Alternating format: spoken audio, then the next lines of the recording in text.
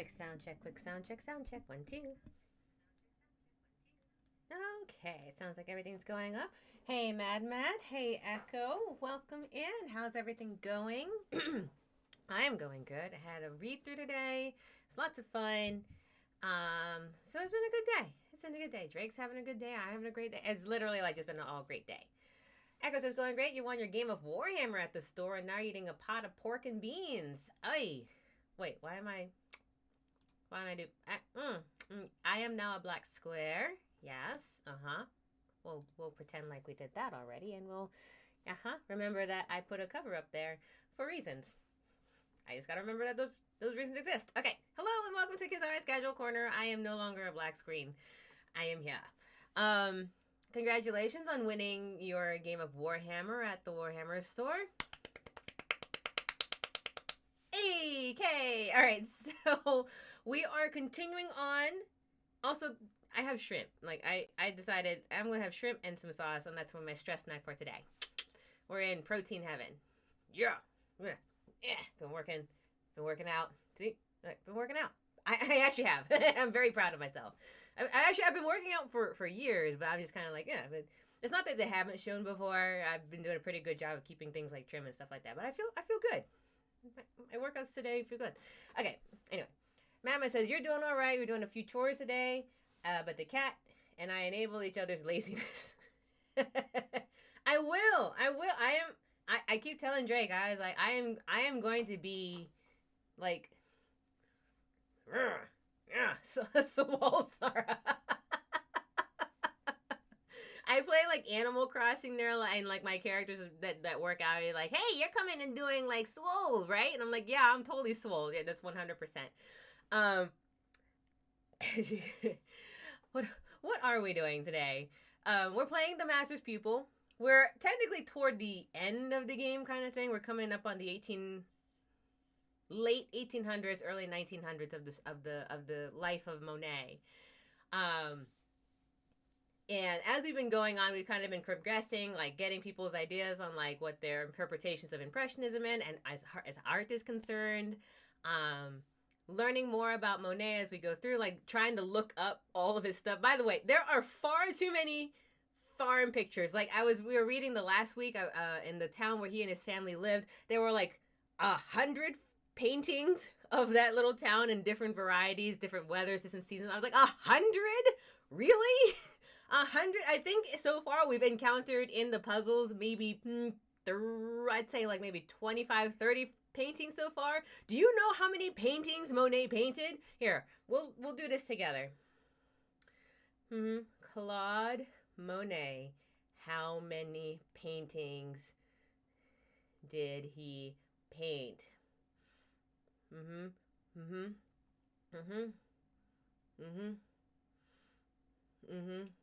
My favorite part is there is a range. So, for example, wikiart.org was the first one that popped. It was like 1,367 works. Others are in excess of 2,300, according to study.com. How many paintings did he have? 2,500, according to singularart.com. Yeah.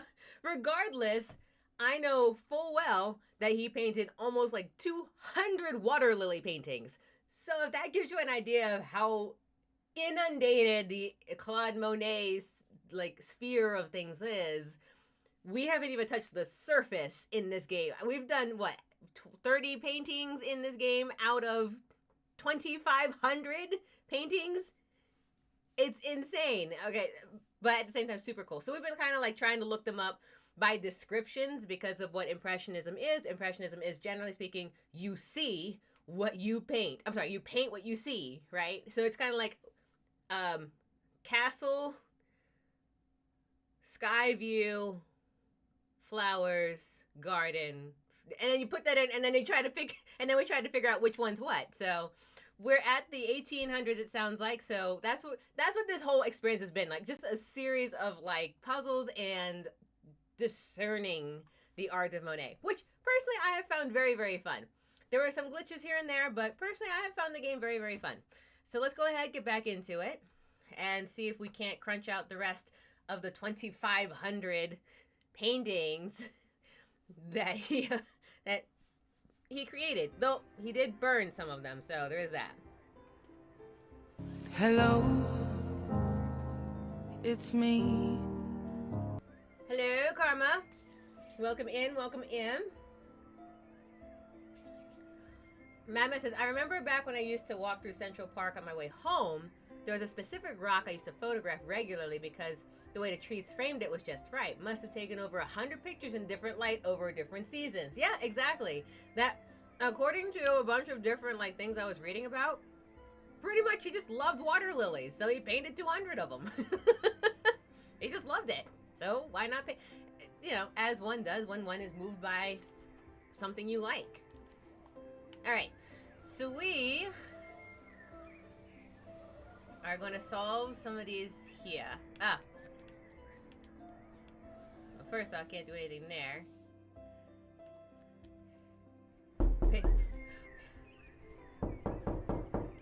You know what? One day I am actually going to remove the knock one because it really does. You know, like how your spine kind of just like sits there, and then something scary happens, and like in like cartoons and whatnot, it goes like that. Like that's what knock does to me. And yet I keep forgetting to remove it. Mainly because I have a feeling that Pedro would actually get me if I did remove it. So where is that? Okay, so there's no other way to get up there except for through this. Let's go up this way first. I mean, water lilies. You got water, you got lilies. What more could you want to paint? Now, ain't that the truth? Alright, so we're going to bring this down first. Because I can. Karma says, gosh darn, it's like the neighbors are pounding on my wall. Utter terror. Good, you feel me. Alright, so first and foremost, we are going to like move stuff around like that. Oh, wait, I need this back. I need this back. So I can get a... Oh, it doesn't get me up there? Oh, wait, this does. I'm a goober.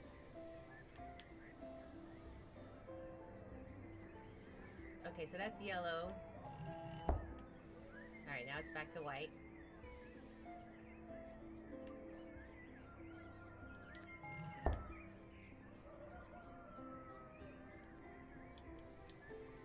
Okay, good. I was like, I can't be another color, otherwise I'll turn blackish. Oh, it's red. It's red. Eh. Alright, so we got that one all taken care of. We'll just move that over there.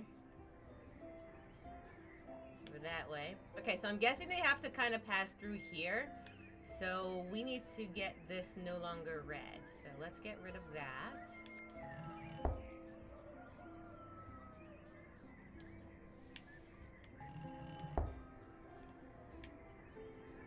Alright, that's green, so we gotta watch out for that. Alright, cool. Alright, so green's there, so we can now push the green one.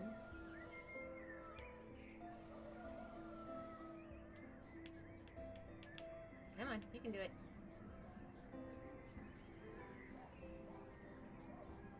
Alright, green's taken care of. So we'll move that a bit. Like that. Okay, and then we need blue.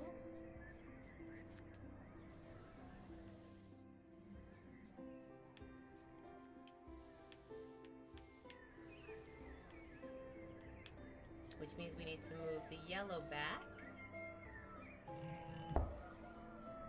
And that should be blue now, right? Yes, it should. Sweet, we got it. All right. And now we'll just push all these into the painting.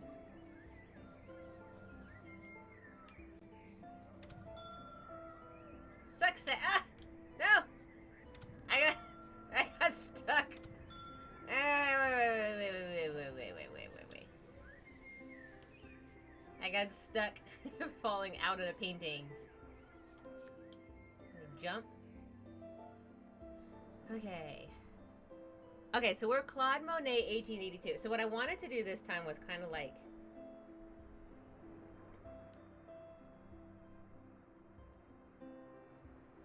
Claude Monet, 1882. We've discovered a whole bunch of like different paintings by them. I actually like this one a bit. It's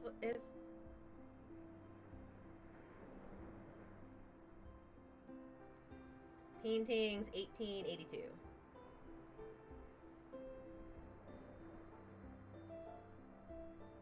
Okay, also I wanted to look up like Claude Monet timeline.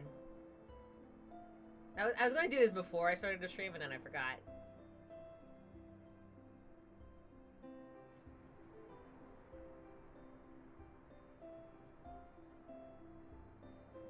Okay, so by the 1880s,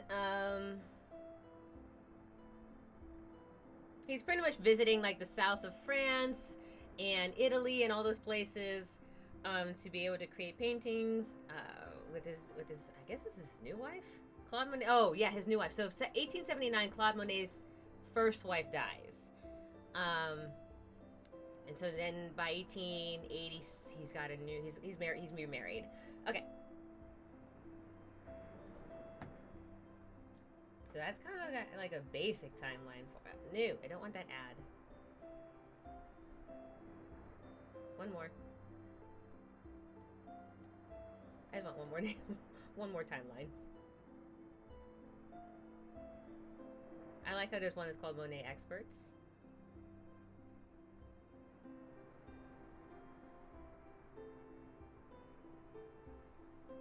Oh, yeah, I didn't know he visited Pissarro. Oh, that's news to me.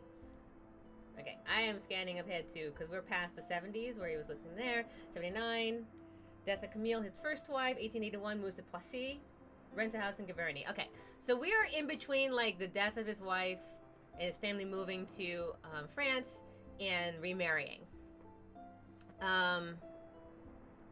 Cat's curled up next to you. We'll be lurking for the stream. Enjoy, lurk away. We appreciate you very much, and I hope you enjoyed the paintings. I hope you enjoyed the show. I hope you enjoyed a chill atmosphere, and I hope you enjoyed the escape. And I hope you enjoy your cat.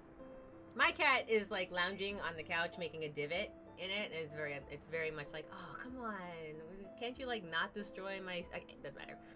My cat's very cute. All right. Yeah, exactly. Oh, those earbuds are so cute. I love those. I'd put one of Wednesday, but she's a terror. Especially when she wakes up at 5, like, hey, you want water? And I'm like, why didn't you just water over there? Okay, anyway. I actually like this one because, what's it called? I like this one just because of the softness of the background, which, you know, replicates the idea of background fuzziness. Kind of like you put an f-stop camera into it. When you lower the f-stop, the background gets fuzzier, but you can kind of get the idea of, like, colors and stuff like that. And then you bring the foreground, which becomes very sharp. I mean, by the way, we're not trying to like be art critics. I'm just telling you what I like about the painting. You want to be a critic, feel free. But I'm more along the lines of like I just like the way it looks. I also like distinct. I like contrast. I like distinct contrast. So I like the hillside's like bottom part. I hate spelling Monet with money by accident because there's one thing I wanted to.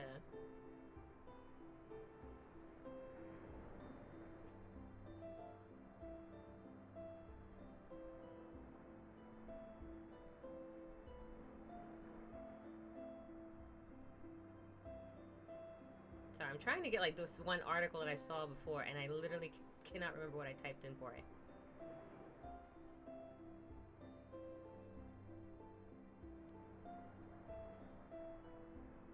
Okay, there we go. It's like a nice background.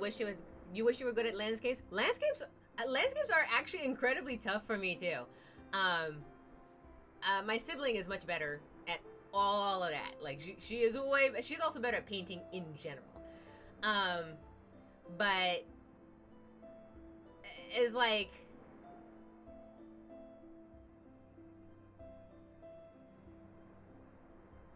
what's it called? So like I already have problems with still life. So the idea of like doing like quick brushstrokes for landscape kind of is appealing, because I'm like, oh, that just what you feel is what you get. You know, that's kind of the when I was composing for piano, it's very much like in the moment, like I called my compositions stream of conscious compositions. Like whatever was in the brain, that's what we interpreted. So we'd have a slew of like 17 minutes of like just straight stream of consciousness playing, and then like tailoring it to make it like more appeasable to like a general piece, where you kind of sift through the ideas and whatnot, and you try to see what's actually like the cohesive thought behind the whole thing. So I kind of like the impressionism ideas too, where it's kind of like quick, and what you get is what you get when you touch it to the thing. We are not at cataract systems yet. I think cataracts is still later to come, but the inclusion of a whole lot of the reds and whatnot in this is pretty cool. Okay, now I have all of my articles lined up, which is what I should have done way earlier. My apologies for the wait. We can move forward now.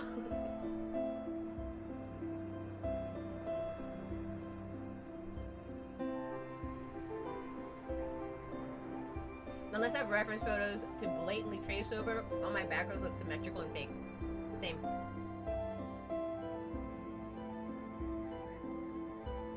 Also, my understanding of color, hue, and saturation, far inferior to my siblings by a long shot.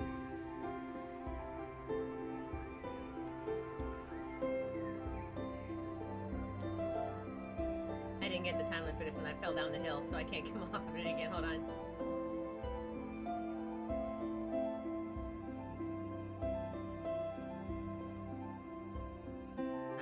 Okay, so we have the seaside. Hello. Oh. It's hello. Oh.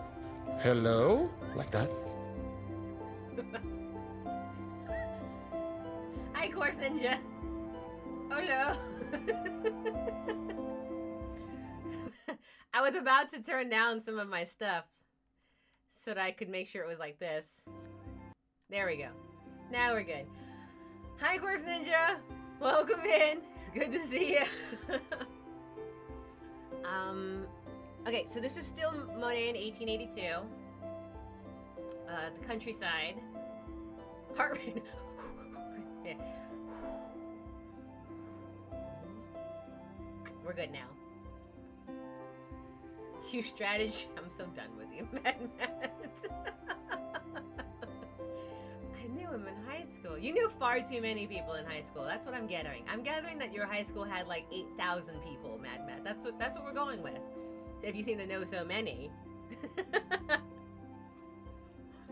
All right.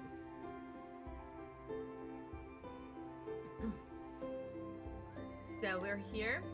I lost my character. There he is.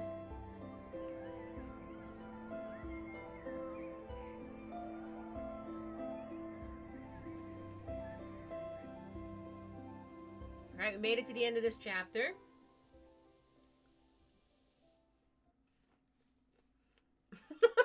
Exactly, 8,000 people and all puns.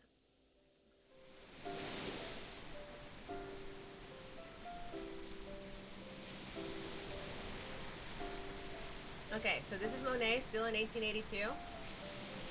I believe at this point...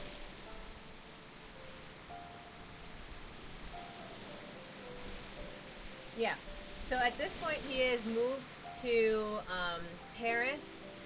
He is now living or visiting apparently someone named Alice Podest in Poissy. So they're in, I think it's the south of France at this point. Okay, so that's our timeline of events. So we have here the seaside again in the southern France.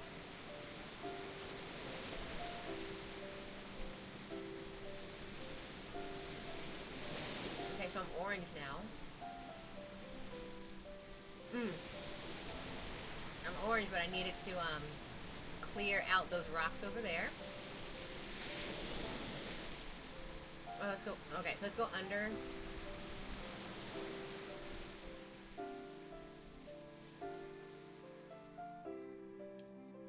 By the way, if the sound effects are still loud, can you let me know?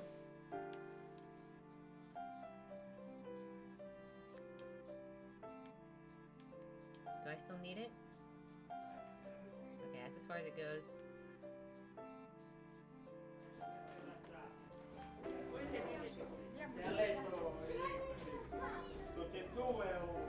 Oh! It's very active here. There is so much movement in this painting. Is that 1884?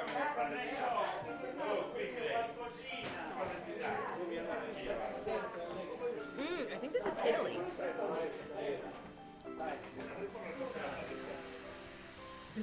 There is so much movement in that painting. I don't know if you agree with me. They're not drowning you out, not quite anyway. Okay. I turned down just a little bit. I think that should be good. There is so much movement in this painting. I don't know if maybe you guys agree, but it is far more active than the paintings previous in the south of France. Everything kind of feels like this. But here it's like it's so active.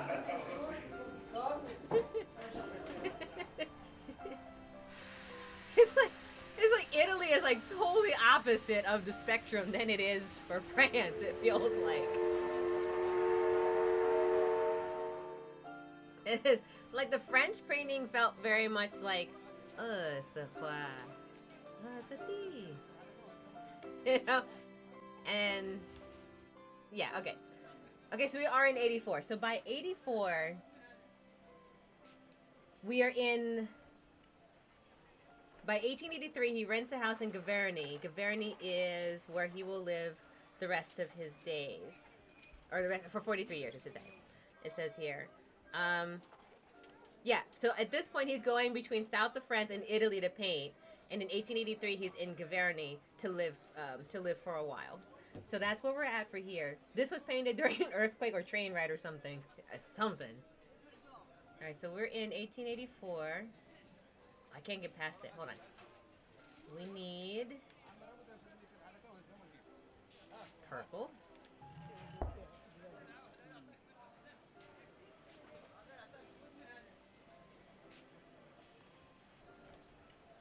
And then we need to go back.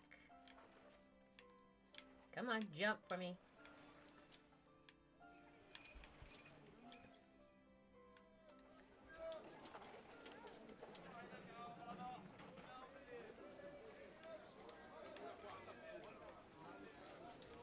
Okay, let's go back.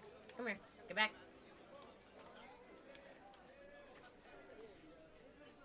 Alright, we're going to go in the other direction. We're going to go in the other direction.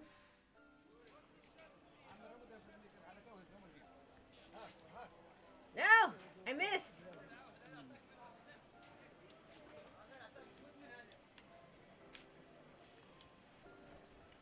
I'm glad it glides me up because there was no way I was going to be able to make that without it.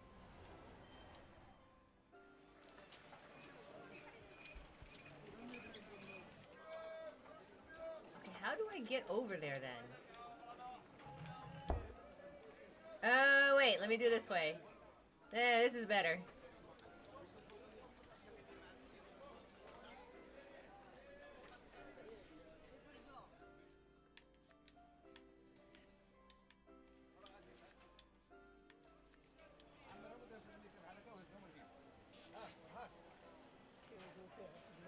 Alright, so we go this way first.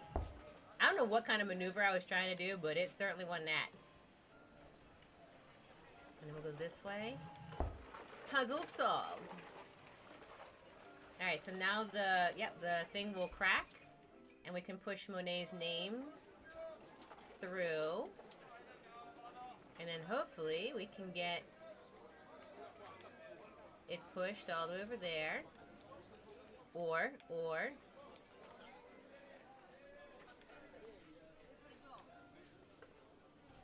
Come on, you can do it.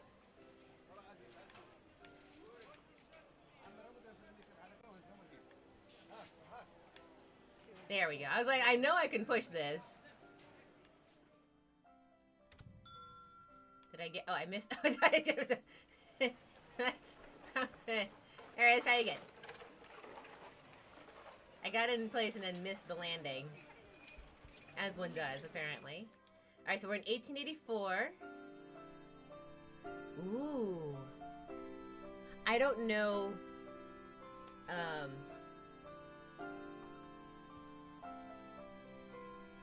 where this is.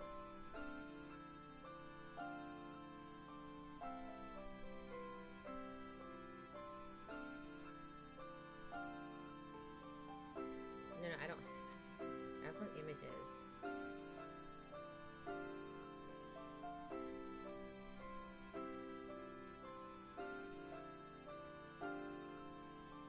Okay, but if he's going between like the south of France, this is 1884. If he's going between the south of France and Italy, I'm trying to imagine this may be in the middle.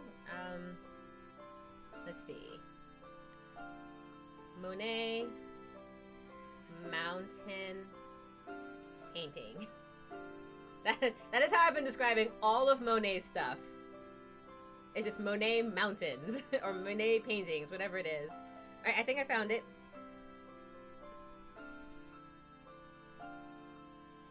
Image search says not Money Mountain, Monet. Oh my god, autocorrect, you suck. I also just had it. Mad says, I'd say it's the foot of some mountain somewhere. Very clear. 100%.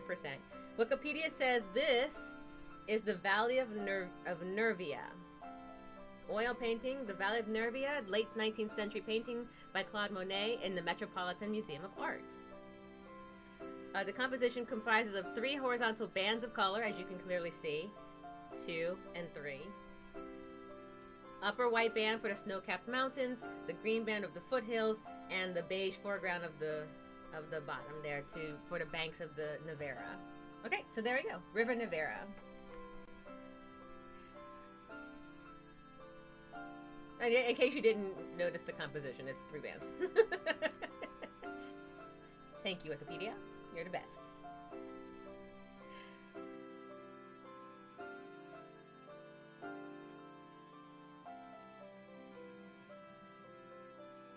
I still agree with you, Matt. Landscapes are tough.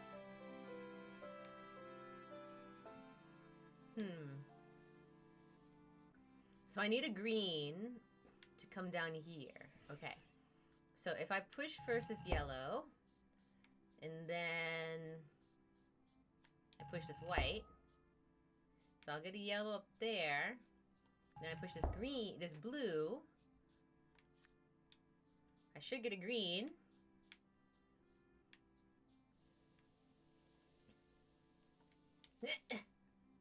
Sweet, I have a green, but now I can't get up.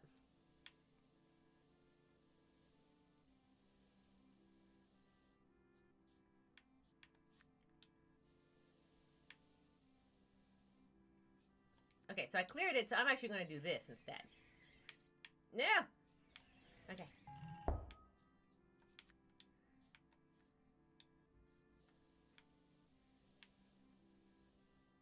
Okay, so now that I can get up here, this will take me...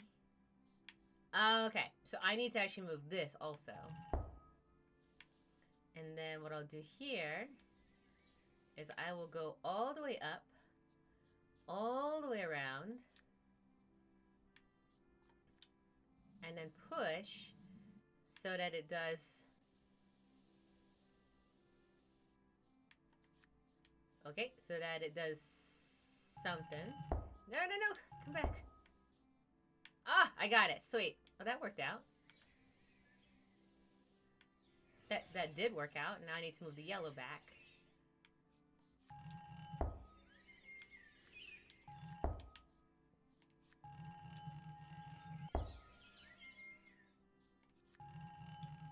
No, come on. There we go. Now, if this worked like it's supposed to,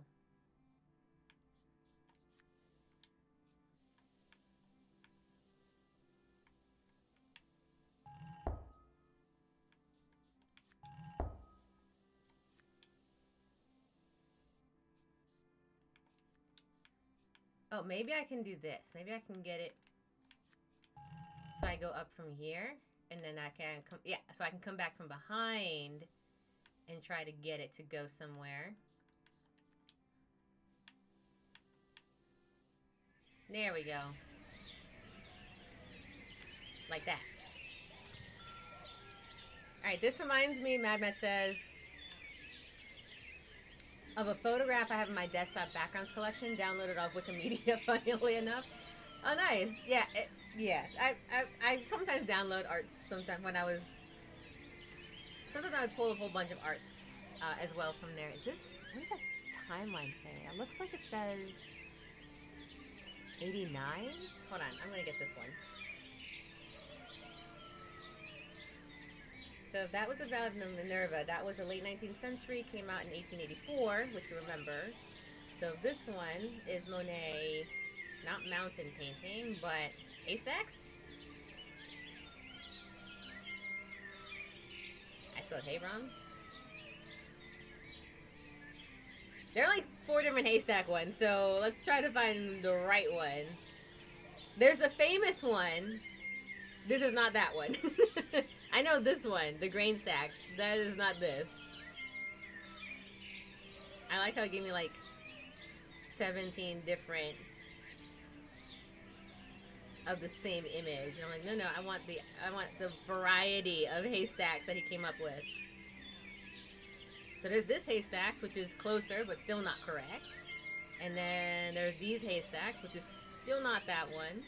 I'm beginning to think we should call them the haystack series, because I think that's where we're at. It's like water lily series, the mountain series, the red boat series. He drew in series. Clearly he drew in series. There's no doubt about that.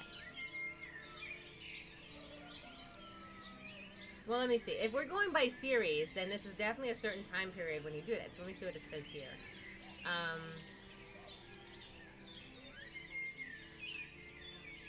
So we have the wheat stacks. That's a pretty famous one.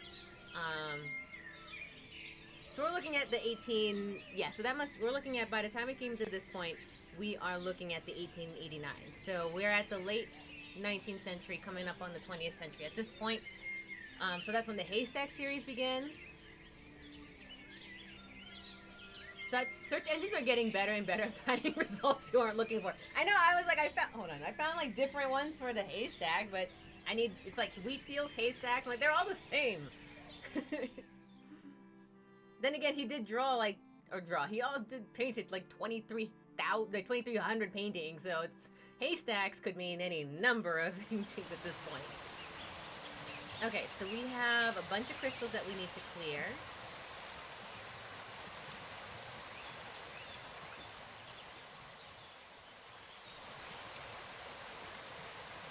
Okay.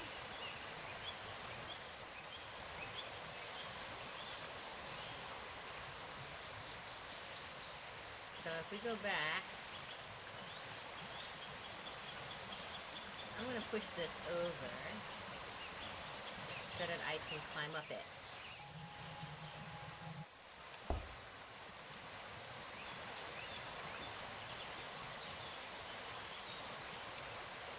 Okay, just to kind of see what would happen.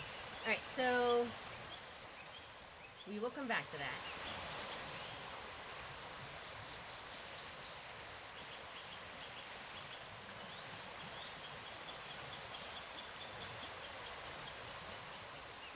Oh, interesting. I need the purple to get to that all together.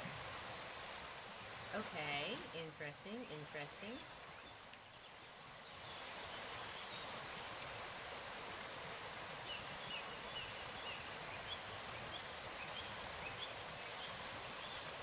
And I need that red to come from somewhere also. Okay.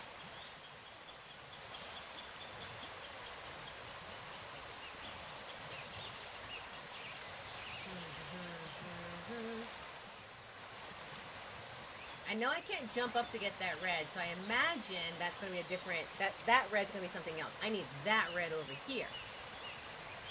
But I have no idea how to get to it. Oh! I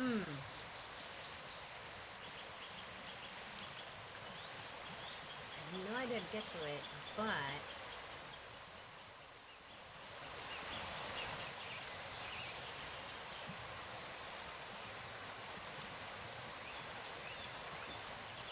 if I move the yellow real quick, maybe I can at least get some lift.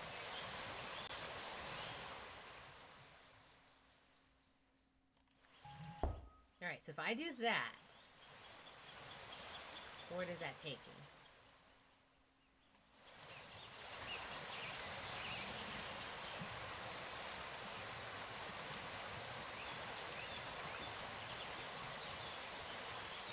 Okay. Ah! If I do that, that will take me like this, and I can use that to do that.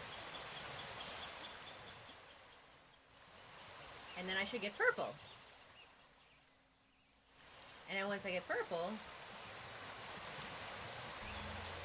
oh! I forgot it was another color! Okay, so we do this again.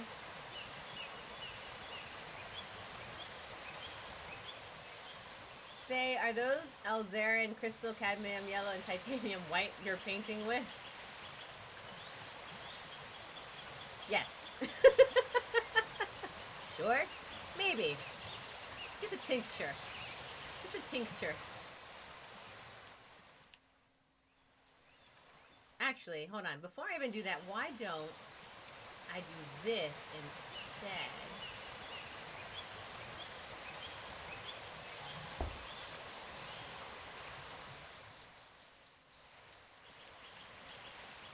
There we go.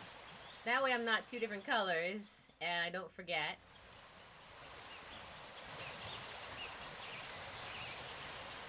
And then we do what we did before, which is to push this all the way over so that I can get up and get the white all the way down so that we can get purple.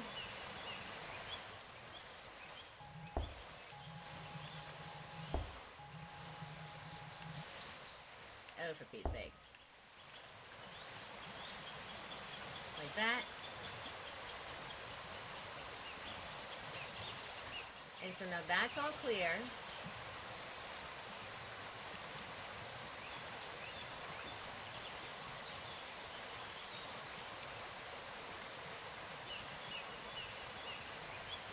Oh my gosh. There we go. Alright, so now we can move this like this and get that going. And then from here,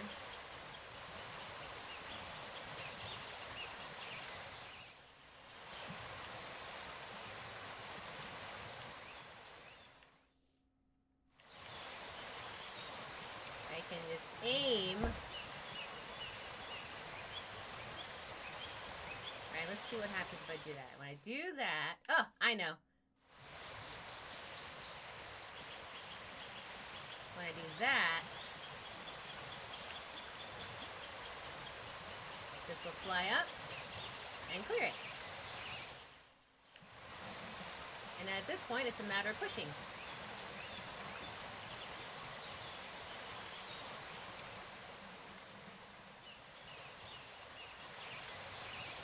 Alright, and success! Click, ding!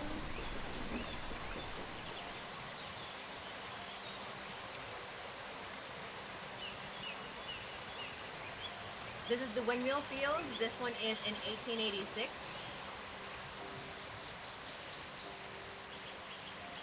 Monet loved the water. He just like outdoors.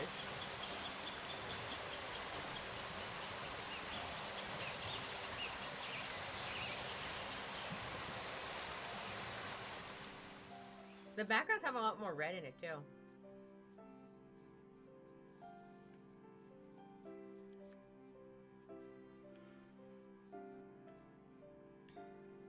Okay, so we have a lot of things to move around now.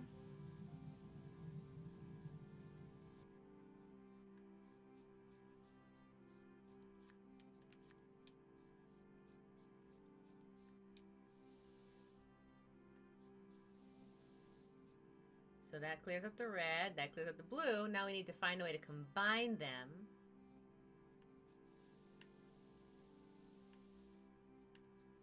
To get in the middle.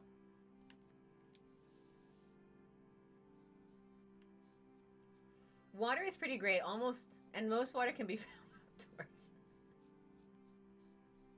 Oh, I see it. I see it. Getting sleepy? Going to sleep now? Have a good one. Good night, Echo. Thank you for stopping by. It was a pleasure having you with us. And get some good sleeps. Try not to get punched in the pecs anymore. Or at least, you know, one day.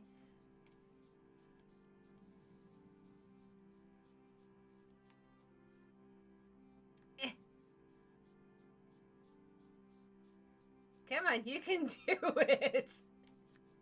Oh, wait, what am I doing? I'm sure. Echo, I just tried to do everything by swole strength. I can use this thing down here. I goober. That's funny. Yes, I comedian.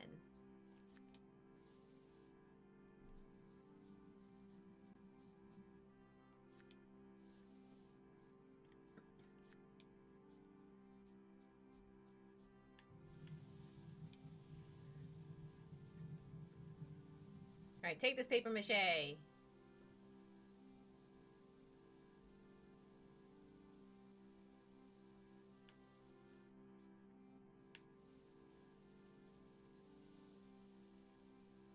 All right, we got it. Yay! Now let me up.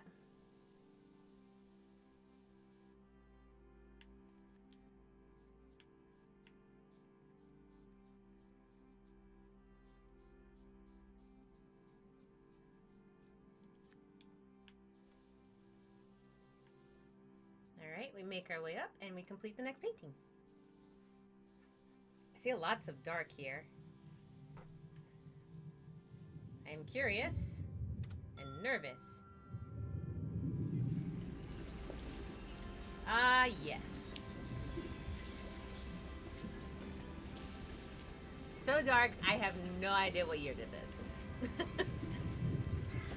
Okay. This is a not far cry from everything he's created so far, but it's very different. I'm gonna look it up. All right, so that was Monet haystacks. Let's see, Monet, very dark green boat.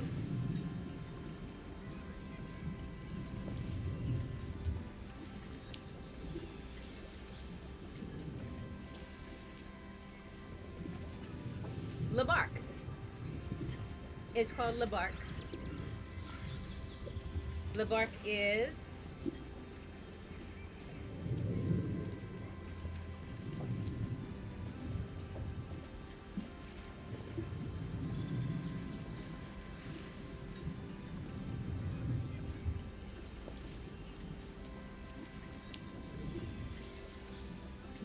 all right.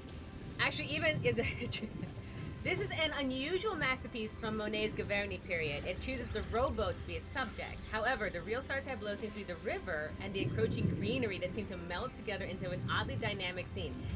That is some very flowy green. Like, of all those, like, remember I said the Italy one, the Italian one, it was very active and whatnot. He has some very active paintings in that we've come across so far. This is particularly momentous and like it moved as from not momentous, but it's particularly movement based because everything is just flowing. It's flowing so hard. You would think that the boat is in motion in this painting. At least that's my impression of it. So this is the rowboat.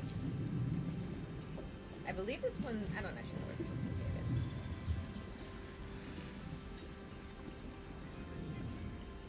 located. That it's a lot of green. There is so much green.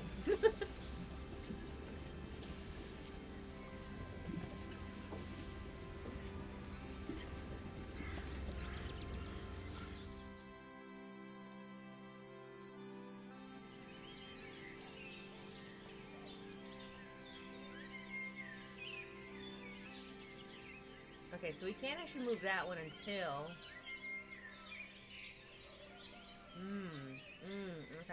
okay. Can't do anything with that one because we can't get underneath it to make any movement, so... we need to get purple.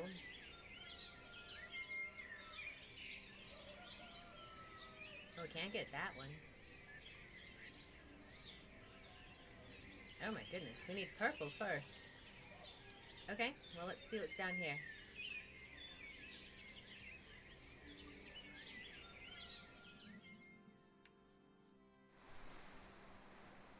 here we go. One of his famous paintings of trees that I don't know how to get to, and I don't know. Did I saw? Well, let me see what happens if I do this.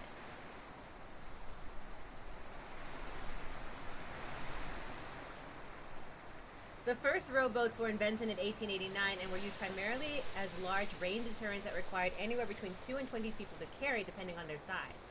Oh, is that true? Really? The first rowboats were in 1889? Huh, I did not know that. That sounds... You're not pulling my leg, right? Like, I should Snopes this, right?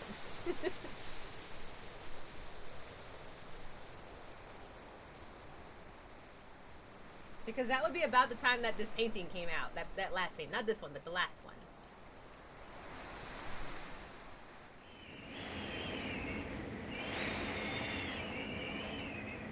Oh, okay. I was like, did I solve this puzzle already? I don't think so. No, I did not. I did not solve this puzzle at all.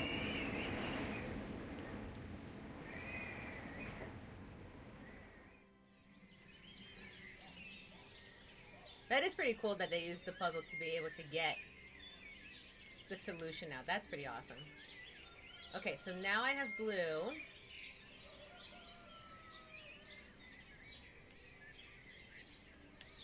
Hold on, what if I moved it all the way up? Like this.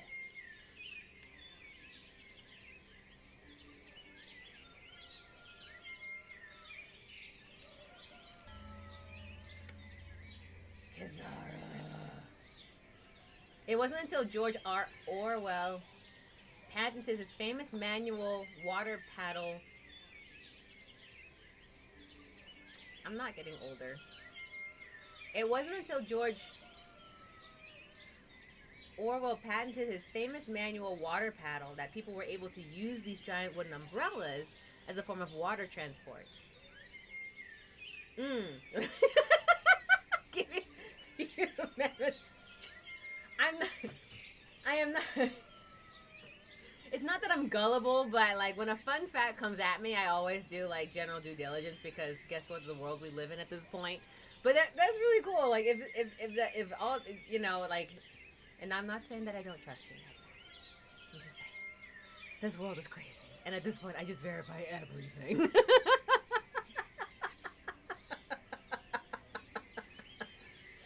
All right, let me go solve that section one more time, since I was a goober and didn't. By didn't, I mean I solved it the first time and then got trapped.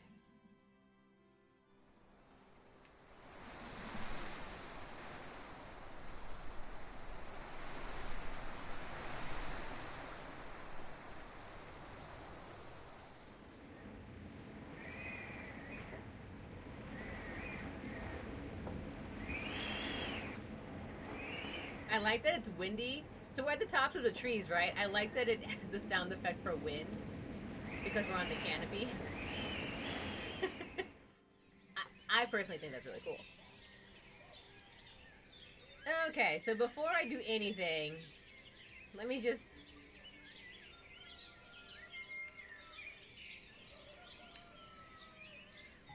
do that real quick. There, so I can do that.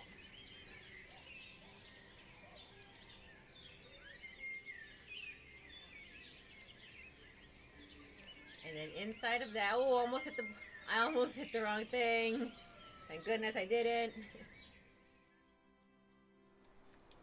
All right, we're gonna make our way back up again.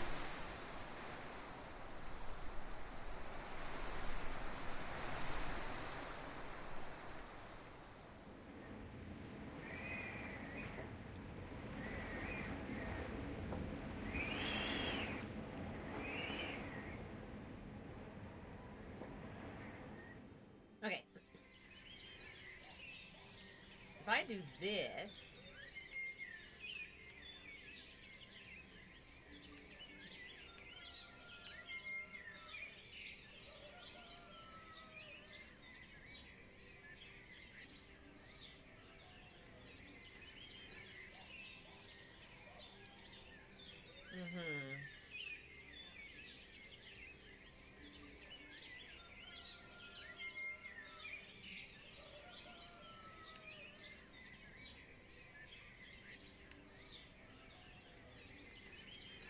have no... It's supposed to go down or up?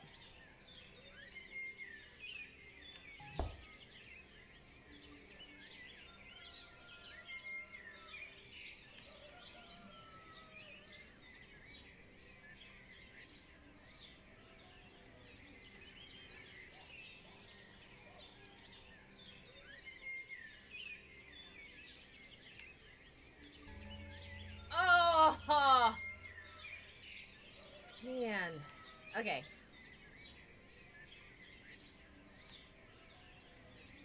This is fine. We'll get it. We'll get it.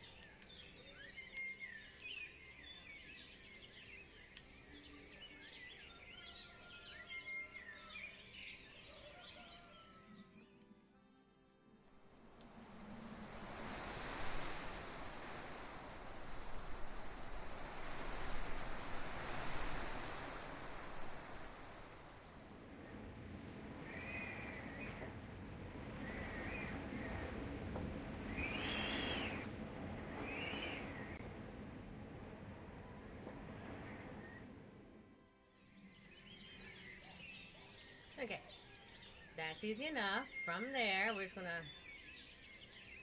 leave it at that.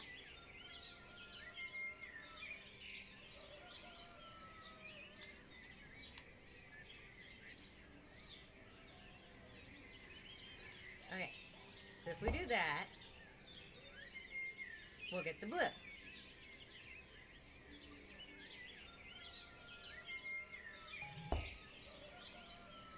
Okay, so it only goes in that direction.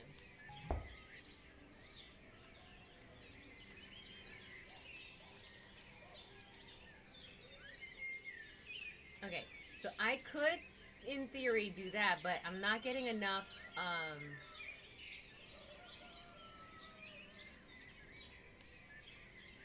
I'm not getting enough height for that. So we're going to actually go down, go back around again, and see if that doesn't help.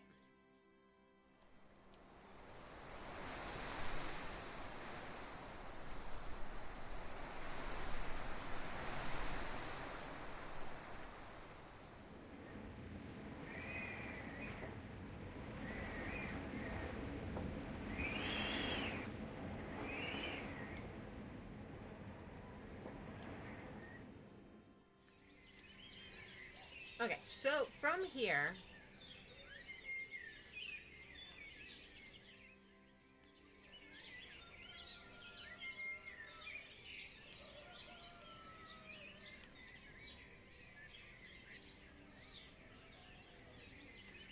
okay, so the next thing, I actually need purple next, because I can't get up to where the white is until purple is up. So, question is, how do we get to purple? We need red. That's a given.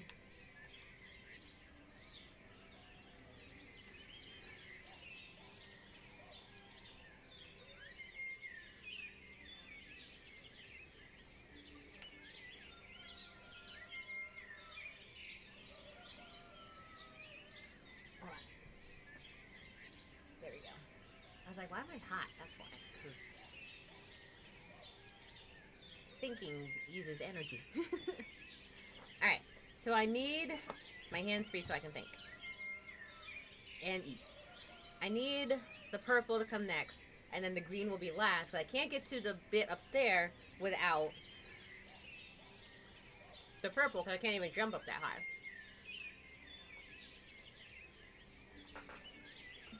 So,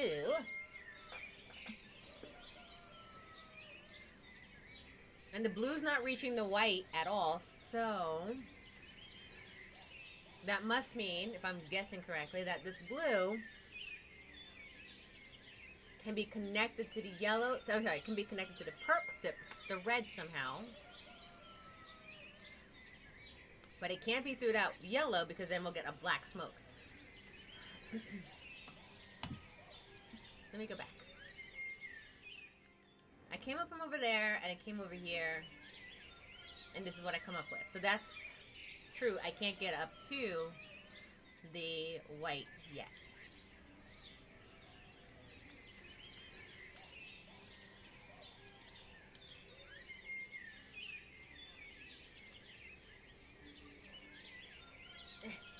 I'm trying to jump from this, and I was like, maybe if it shoots me up that way, I can jump. But no, no such luck.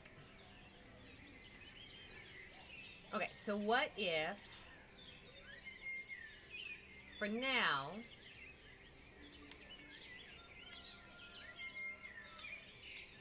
I move this back, ow, to here.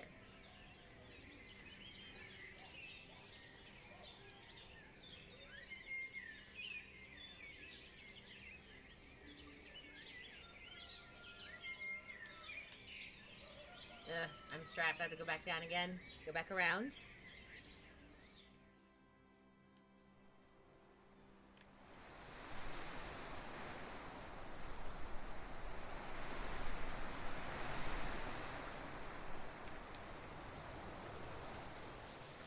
I have water.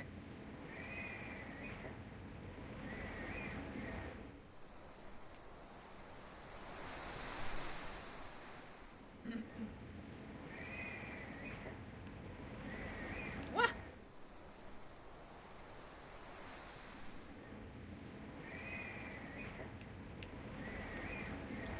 What? Really? There we go.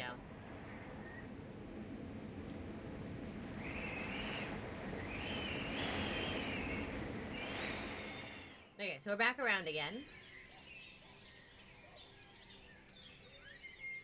So I had originally posited that the red could come down from the secondary thing, but I don't think that's the case. I believe that hole is really primarily used for the red to go all the way down and the blue to go on the diagonal, which means maybe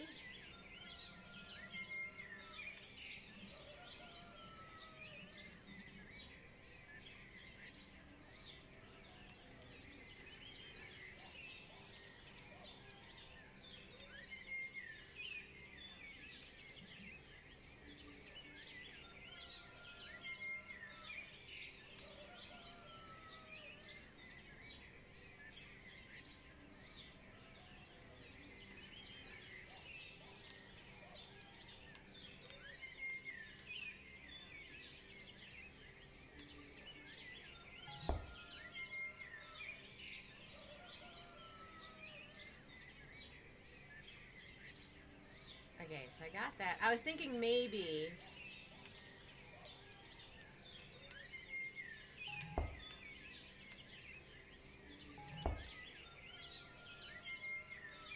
doing something like this.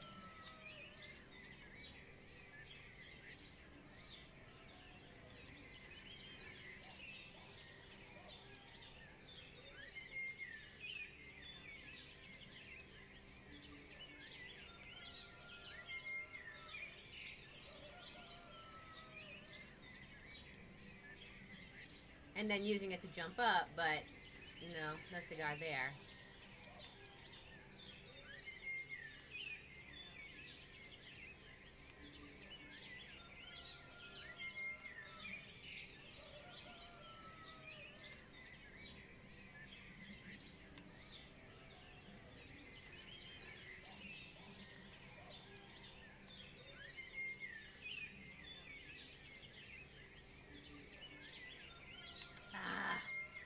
Gotta go back around again. That last hole is definitely for the yellow-green. That's pretty clear.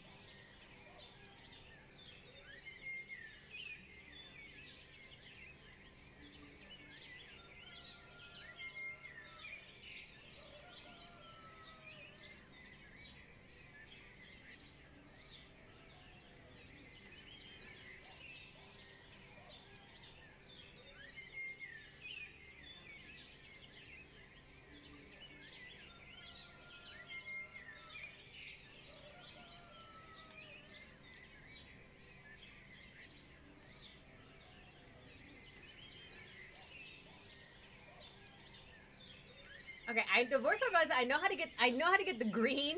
Like, the green will be fine. It's the purple that's throwing us for the loop. The sun must keep rising because the rooster's going crazy in the background. Tis true, tis true.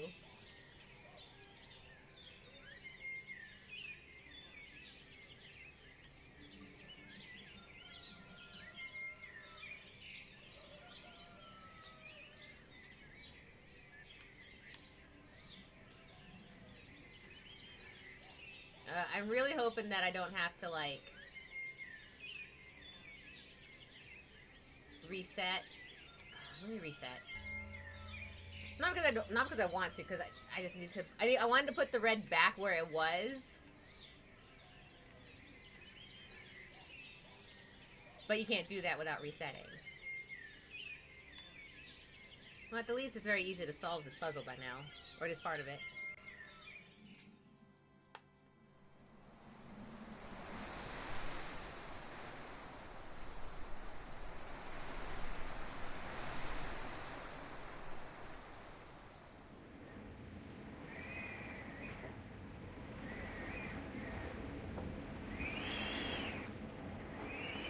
I will say, the puzzles are relatively simple to solve, relatively, until you get that one puzzle. It's like one puzzle per chapter is kind of like, brain teaser.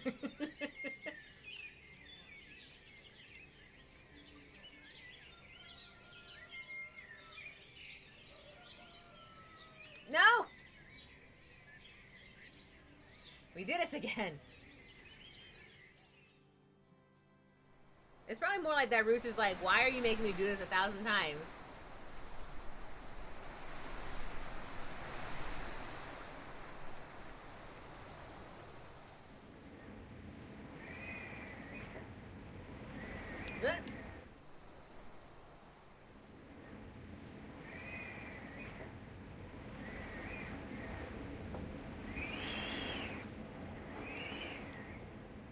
My little guy feels also, my little main character here feels a little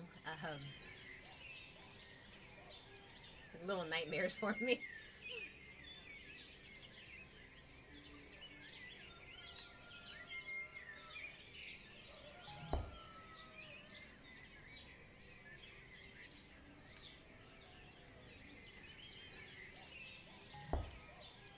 I was like, at Dawn's I should probably double check that I can't go backwards. And my favorite part is, always check whether or not you can go backwards, because that will solve most of your troubles.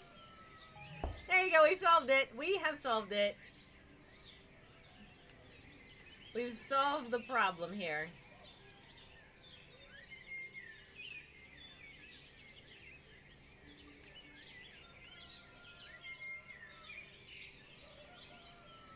Let go. My problem is this.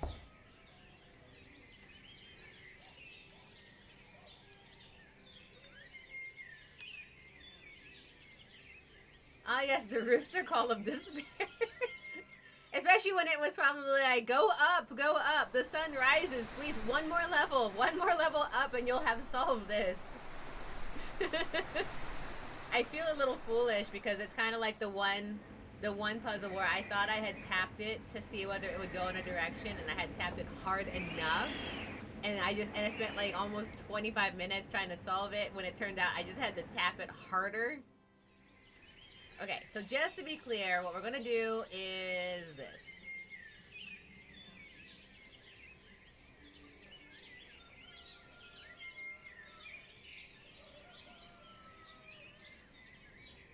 Alright, we solved that one, and then we do this.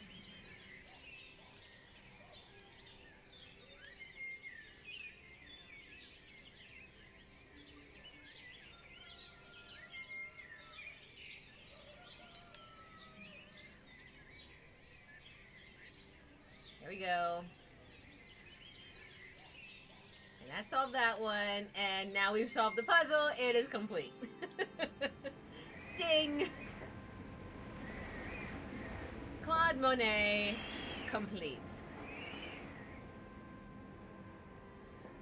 Yeah, yay!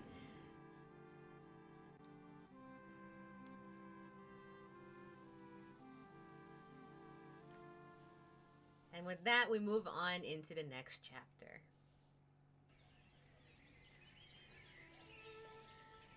Okay. So here, this is the haystack one that everyone recognizes.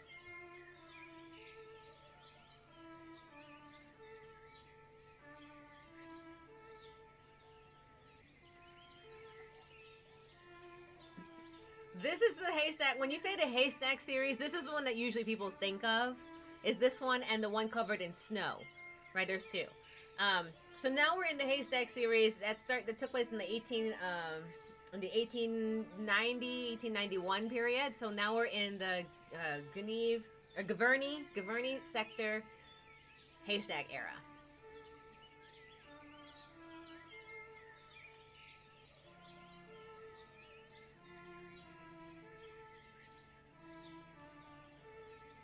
Haystacks? Nah, some pigs built those as shelter from the windy wolf. Exactly. So what he was actually painting was pigs' houses before the wolf got them. Oh, they're gonna show you all of the haystack series. There were, hold on, there were a lot of them. Like Monet. How many haystacks? Yeah. There were 30 haystack paintings. We've gone through 4. 4. There were 30 of them. There were like 150 water lilies. Yeah, here we go. Monet, 91. So we're in the 1891s, the latter half of everything. Just before his vision starts to give out. 30 haystacks.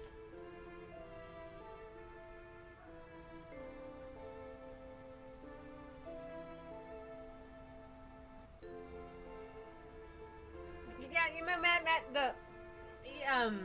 you know how you talk about like the one rock you were kind of going for? He had series that just kind of felt like he was moved by them at different times of his painting career. Over 2,000 paintings is pretty accurate.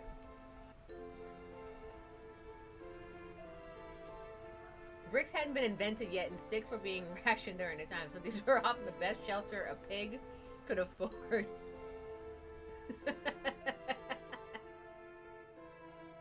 Here we go. Claude Monet, 91. Was it all in 1980? Yeah. 1880, 1890, and 1891. 30 haystacks. In the fields near his house at Gaverny.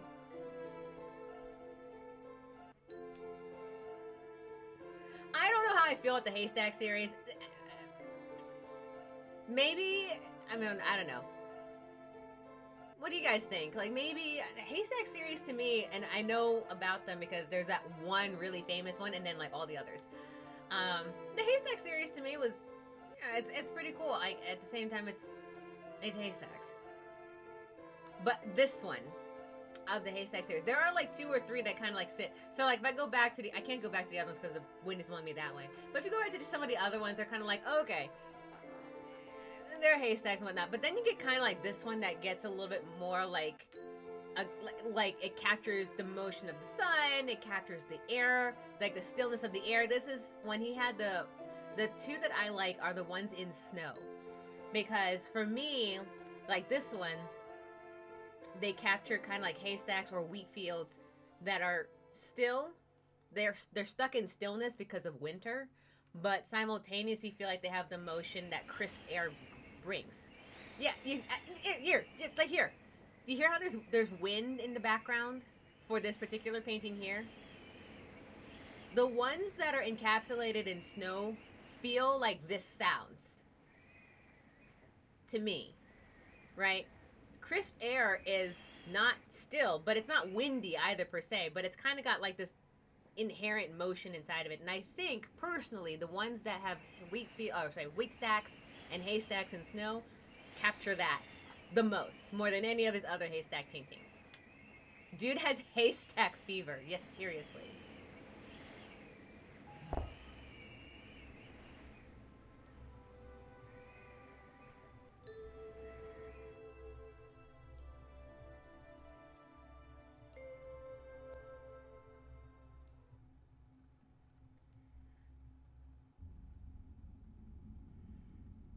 Okay.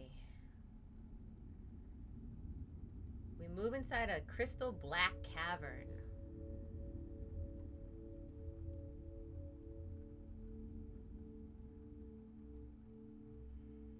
It feels like the river Styx, doesn't it? A little bit. Yeah, we're in chapter 11.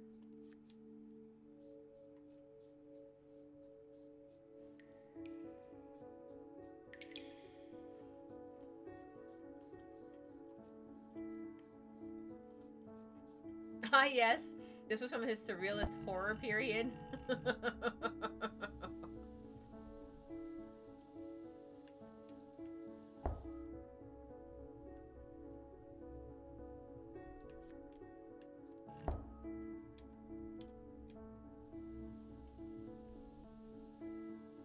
Okay, so I can't actually move until the thing stops moving.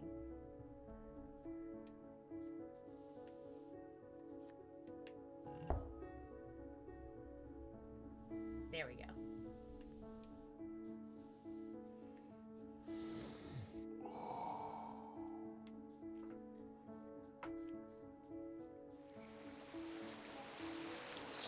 And here we have arrived. Here we have arrived at Monet's Water Lily Bridge. The moment you all have been waiting for.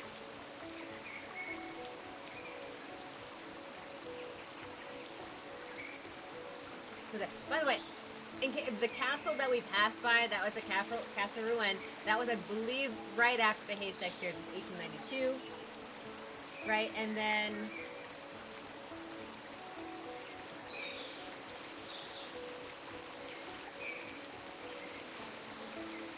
(1894) Monet is visited in Germany by Cassatt, César Rodin, and Clemenceau and Geoffrey. So he's visited by artists that started to pull from the idea of what inspires impression. And if you've seen a Cézanne, which I actually am, you actually said this is from the surrealist horror period. While the horror part of it is clearly off, the surrealist is not really too far off, as impressionism started to sort of foment itself inside other styles, as people started to kind of combat the idea of not just what hyperrealism, or sorry, not hyperrealism didn't come till much later, but realism and then impressionism kind of collided a little bit, and you started getting into like these different aspects of it. And Cézanne is one of those that really kind of pulled from that. All right. So now we're in the 1900s. We are just starting to get into the cataract problem. He's starting to lose his vision.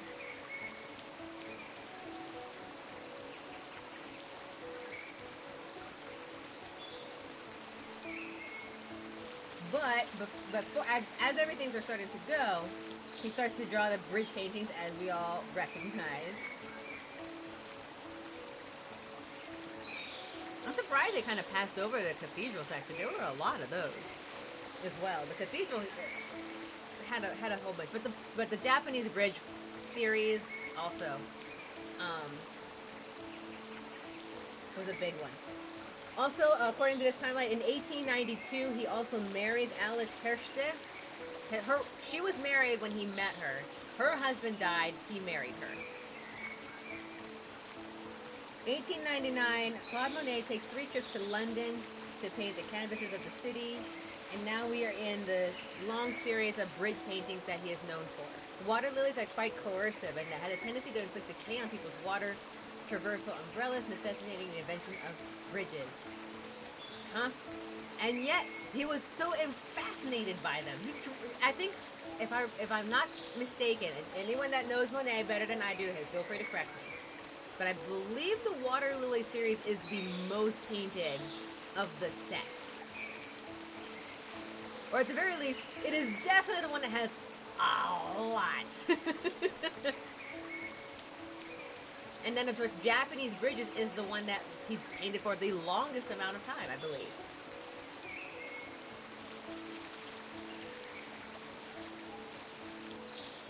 Okay. I will say this. I'm not ashamed to say that, like, maybe everyone else, while I do like some of his earlier stuff, his Japanese bridges, some of my favorites. Mm-hmm. Some of my favorites. I don't care if it's what the masses say agrees or anything like that. I enjoy it. I will enjoy the art I enjoy.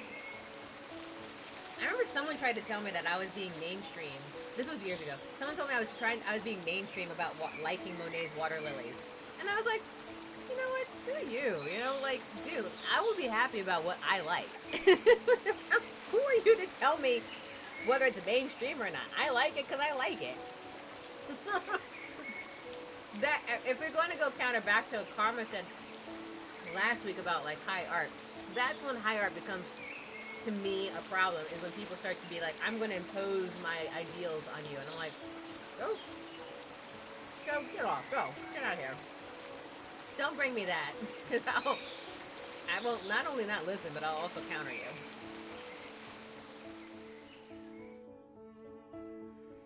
Well, forget that person. Sometimes things are popular for a reason. Right? Right? Exactly.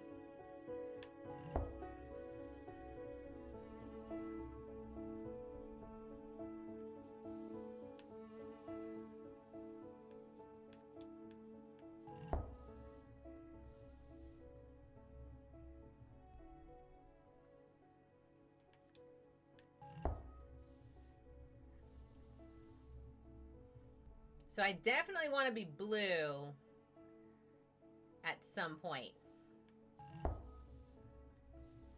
Alright, but I'm going to go with red. Wait a second.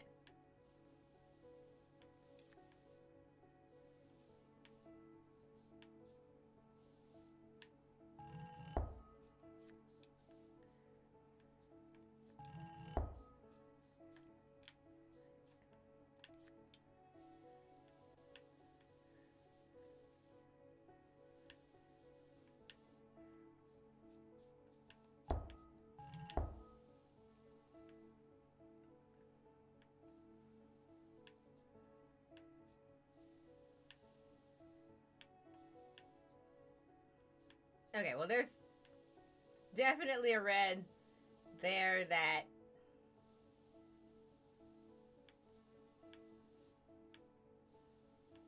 Oh, no, no, no! I didn't realize I thought I could move the blue beneath it. What?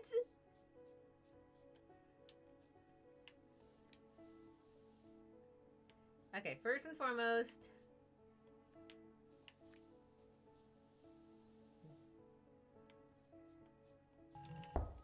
We'll do that.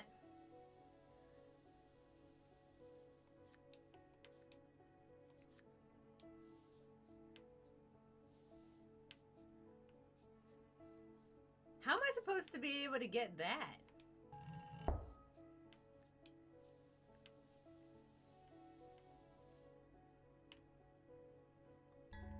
Okay. All right, we're in this territory now. I ate all my shrimp, so now I'm nervous. Okay. So we need to be blue.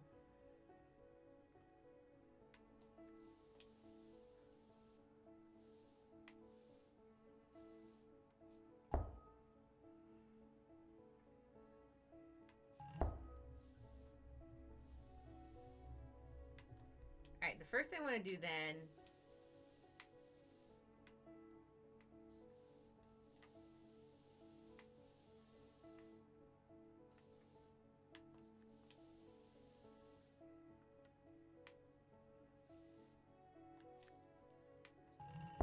Oops.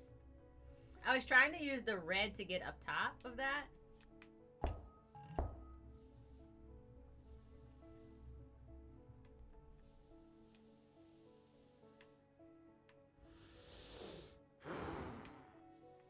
Oh, it didn't work? Okay.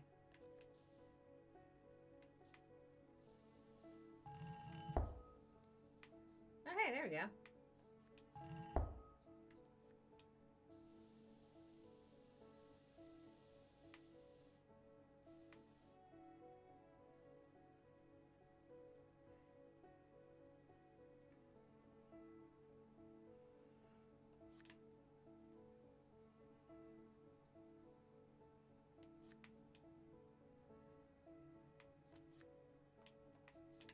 Okay, so now what if I did this?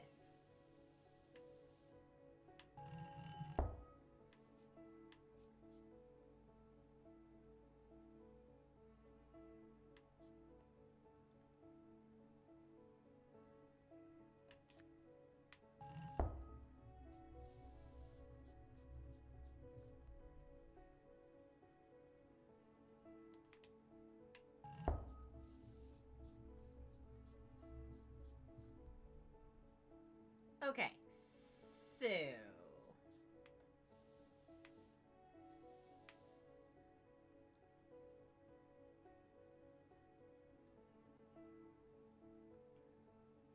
here we are.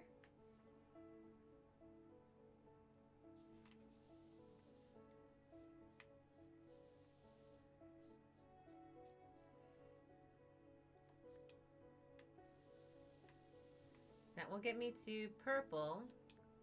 And there's no turning this one off. So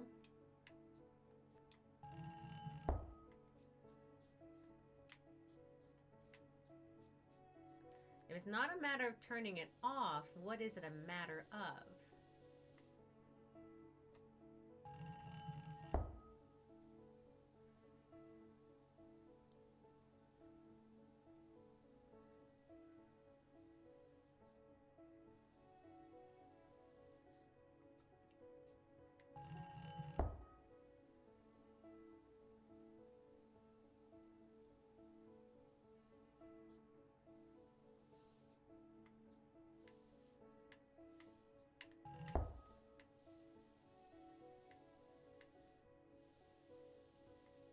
Aha! Sort of.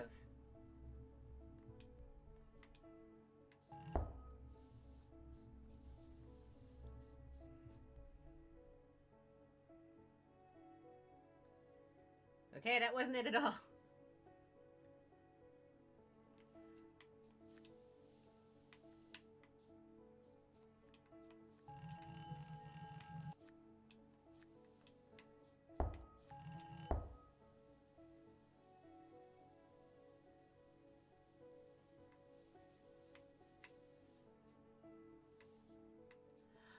Okay, so it's taking actually from there to there, and now we have black.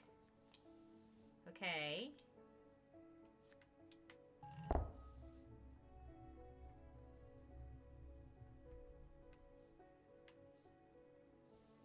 Oh, we're in a bit of a... Okay. Hey, Pedra, hey. Okay, so...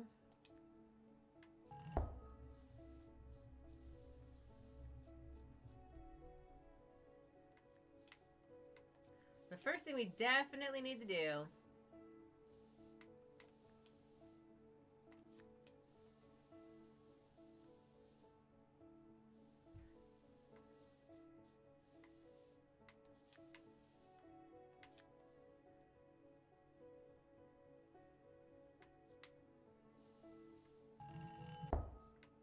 is this. For sure.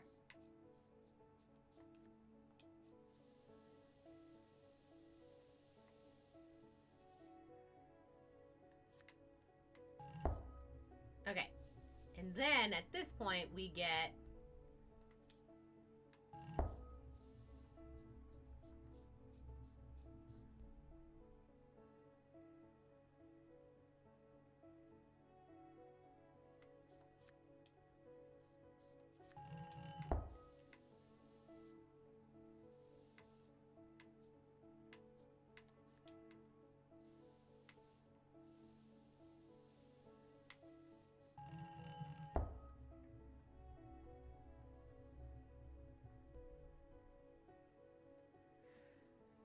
okay, so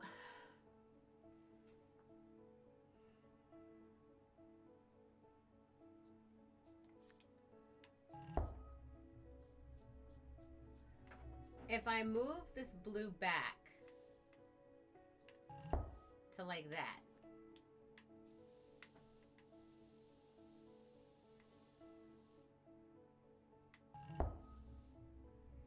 it will go through whatever hole is coming out of that, right? So it will come forward blue and then go purple. And I can't move that last one. PMS makes you hungry. You wanted to eat healthy stuff. Oh, you wanted to eat bad for healthy stuff. That's all good. Pager girl, I feel ya. Today was one of those days for me too. I was like, everything. You must eat everything. Girl, I feel you. I am right there with you. Let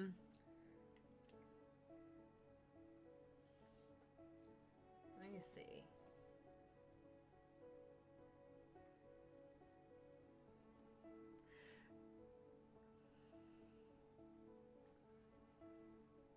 So if the blue goes up, okay. If the blue makes it up to there, it will go in the direction of that white. So if blue goes there, it'll get purple. If blue goes there, I will get yellow going down, and then I'll get black.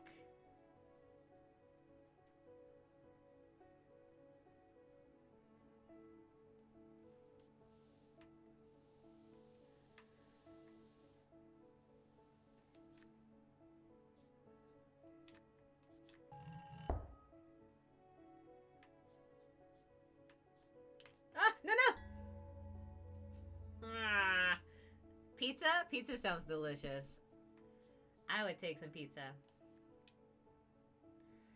Okay, so for the moment, let's look ahead. Red touches yellow. Yellow goes up, and we get white because it's touching the white. Okay.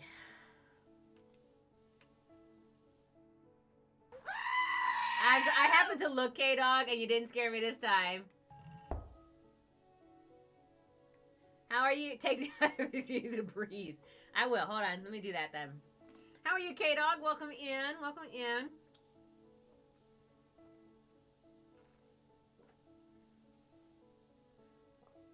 We are solving a puzzle of what feels like reflective mirrors. The red on the far left, or far left, is static. I can't move that one. So the idea is, how do we get blue out of that?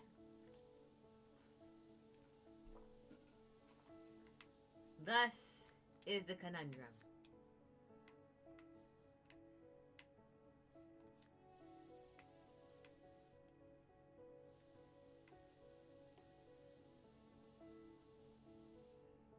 Also, I realize just now that I need to restart. You are drifting off against your will to dreamland? Oh, I'm sorry. Next time, make it, I guess, hope that it's for your own will. But I hope that dreamland is a good one for you. I do.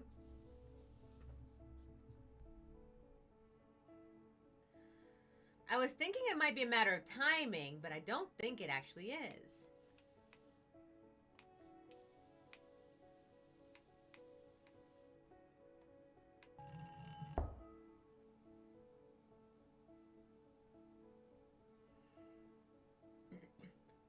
Alright, I hit it, and now it turns in the other direction. I get green out of that.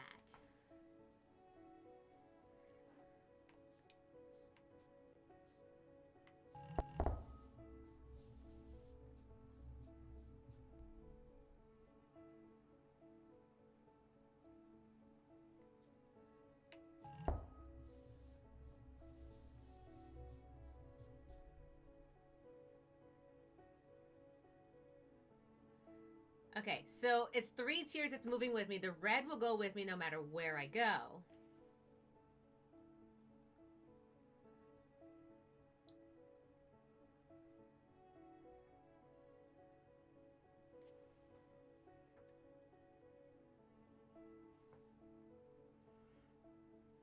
I am a little pickle.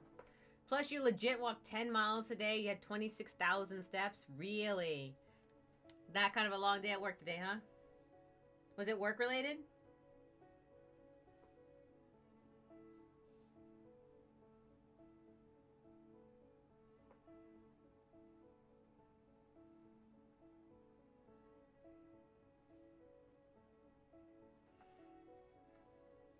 If it goes up,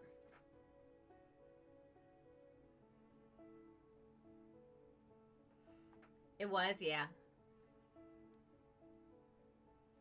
Well, I hope you get to relax. I hope you got to eat something good. I hope you got to de-stress a little bit. You know, we're in put down the controller and think time. And also breathe, because Pedro told me I have to breathe. Because, you know, details.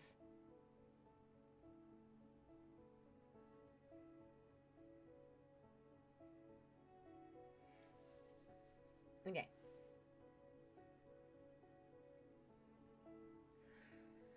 So if it goes up, the one, I get the blue, I get the green. If I move the red... Oh, wait, what if I move... Oh, no, if I move the red that's on the bottom, it will give me the orange. That's what I'll get black from.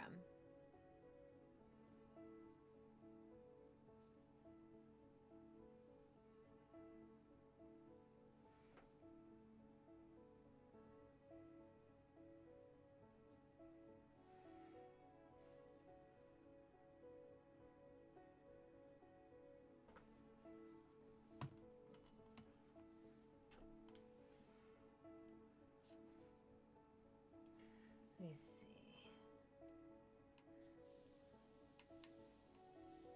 I foresee. Okay.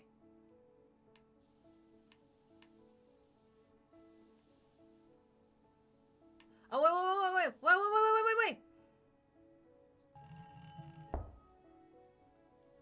If I add white now, what do I get?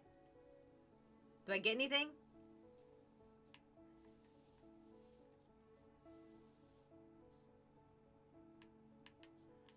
Let me undo this red here. Make it maybe less intense.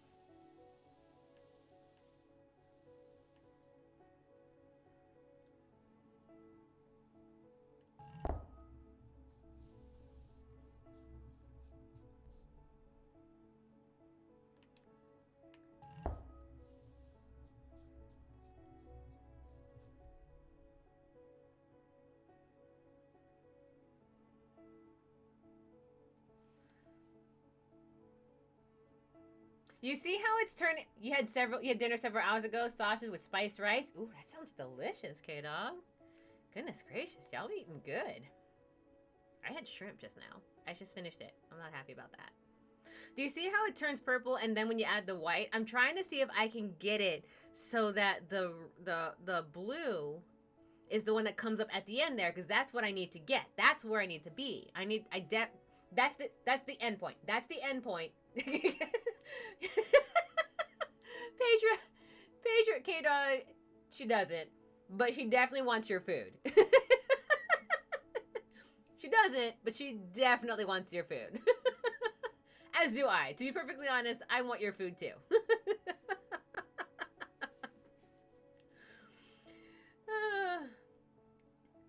Okay.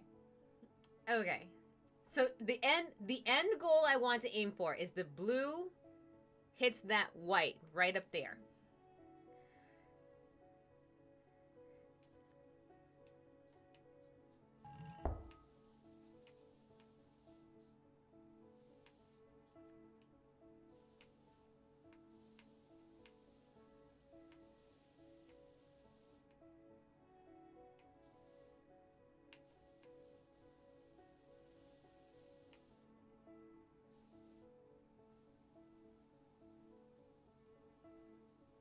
Oh, wait.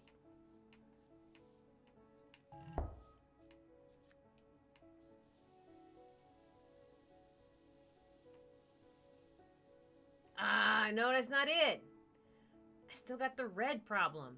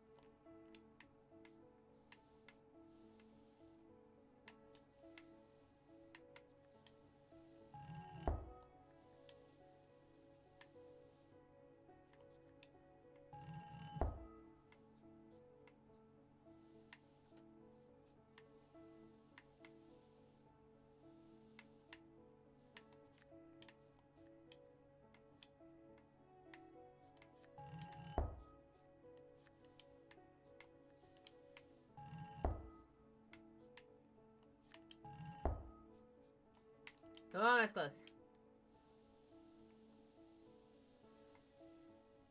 All right, that is the solution, though. I promise you, K-Dog, it's because she wants your food.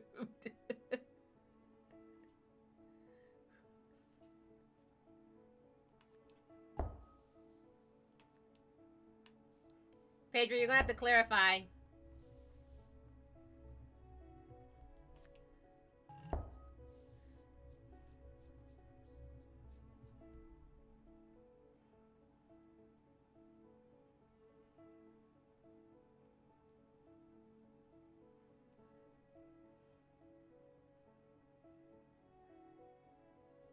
Might I substitute the word envious? Because sausage and spiced rice sounds really good right now.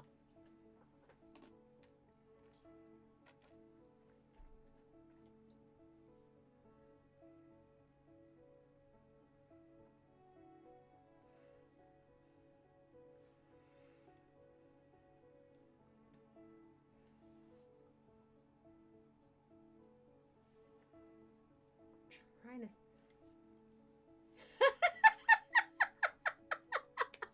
Pedro says we need to start banning people who say eating something is good. It's gonna be that kind of PMS day, is it? Got it. Pedro, from one woman to another, I hope this passes.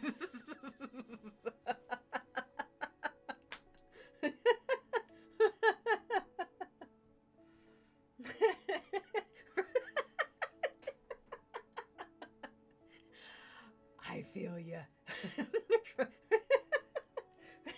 I was like that yesterday. Pedro, yesterday. Kato says, but it was hours ago, Pedro. Forgive him. Forgive everything. Food is food. It's like it's current all the time. Okay.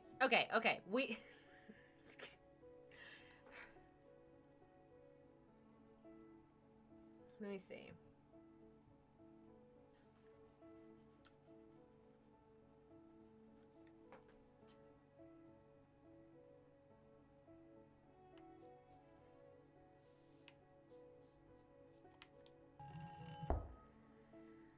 Okay.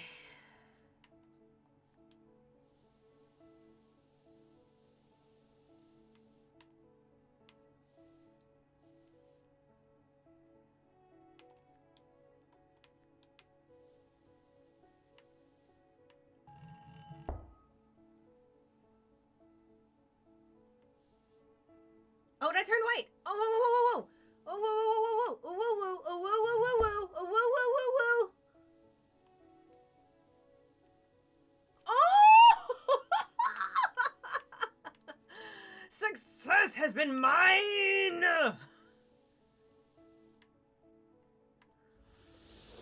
Go team! Go team, go! Yeah, cheer, cheer. I feel that accident. I will take it.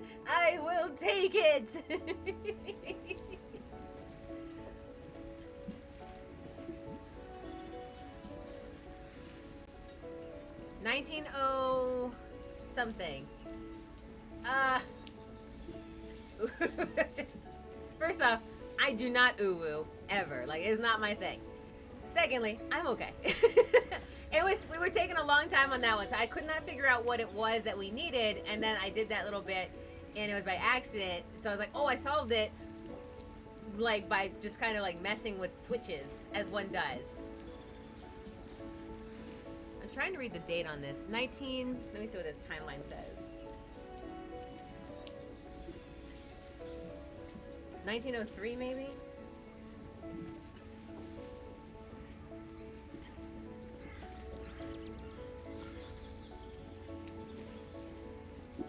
Japanese bridges.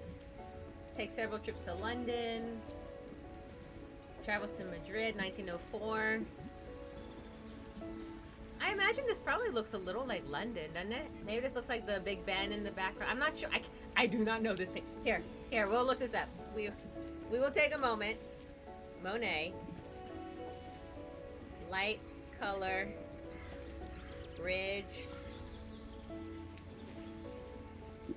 early 20th century, because that's all I know. Oh, here we are. That's literally, it's like all the bridges popped up. That's exactly what it was. These are...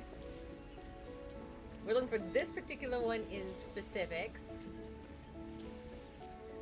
Let's see. Japanese bridges, Japanese bridges.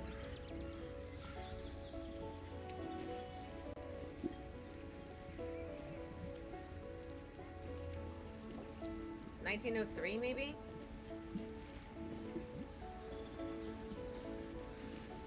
Waterloo? Let me see if these are Waterloo.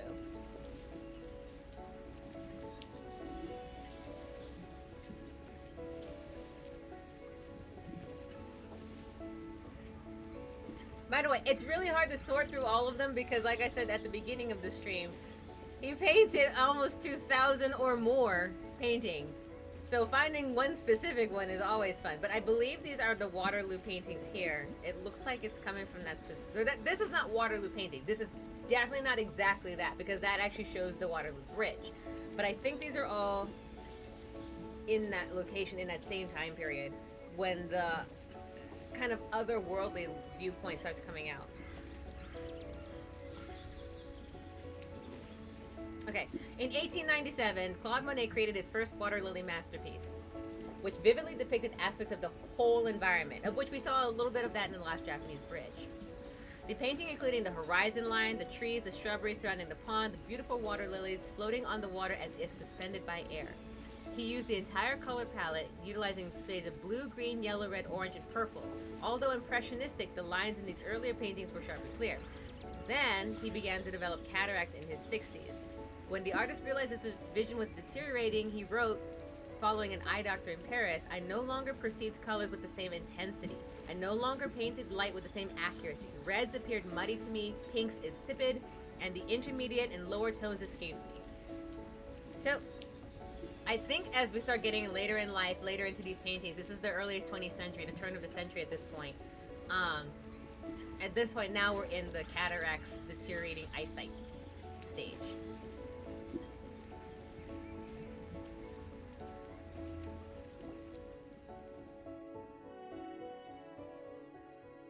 Still painted 2000.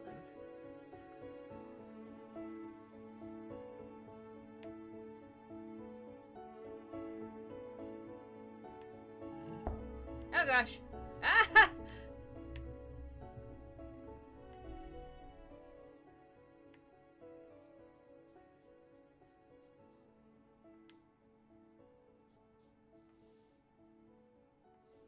I was really nervous. I was like, I don't know where to go next. And it makes me nervous.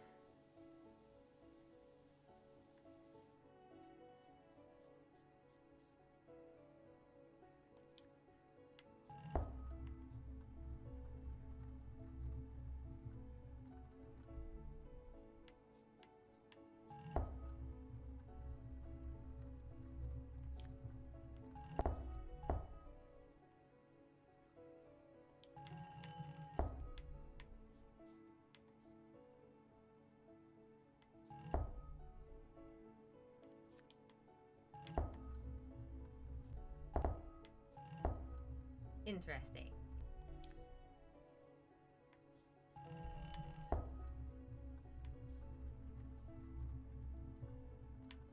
Okay. So let's see. We are at...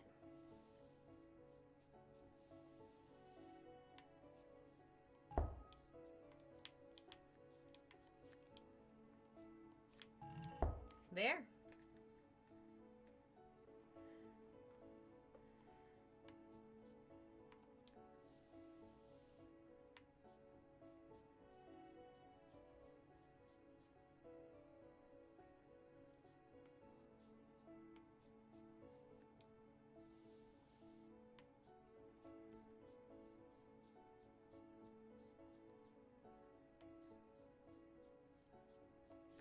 Okay, for the moment, that's where we're at.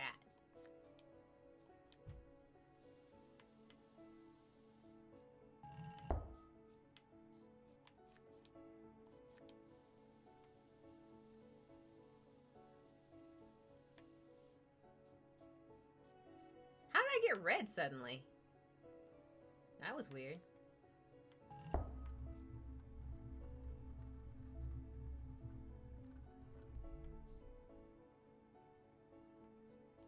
All right.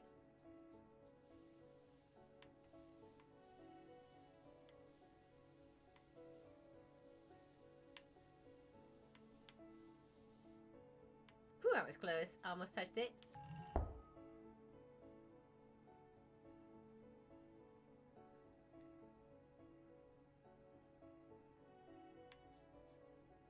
Aha.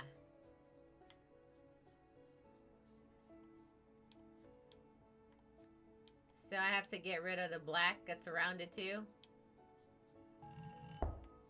Oh, maybe I do. Oh, wait. Oh, wait. Oh, wait.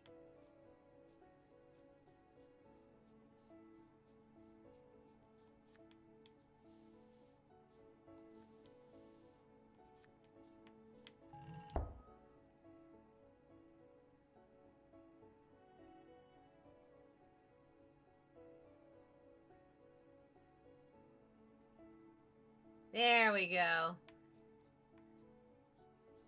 Alright, so we got rid of the black crystal. Now we just do this.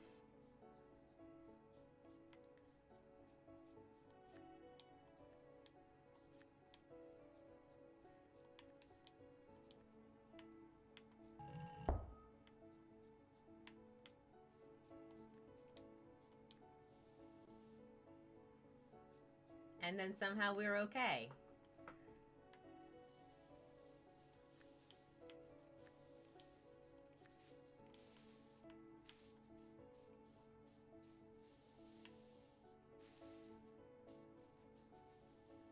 Oh wait, now I needed to go back. Wait, now I need to go back. You know Elasmo did the surgery for his problem? The great medicine today can fix it? True. I did not know Elasmo had done that. I will say by the early turn of the century, that did not exist. At the time, that's for sure.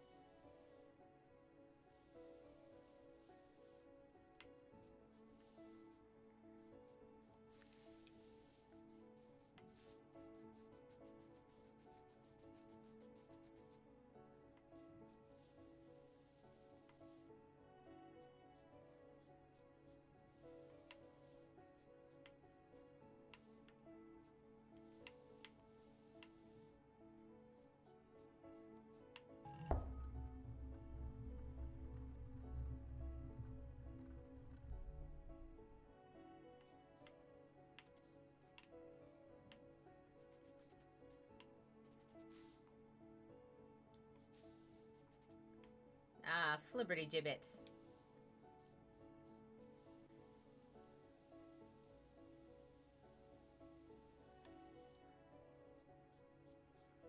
Science certainly has come a long way from just Monet's time period.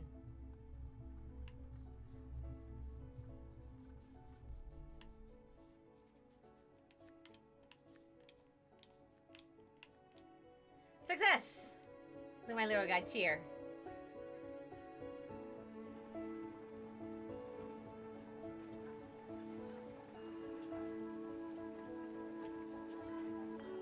Okay, we are in 1904. Eyes are used more complicated. Oh yeah, eyes can be very complicated. I actually have LASIK surgery. Like you know me. Like you guys have seen me for like 4 years now. I used to have glasses.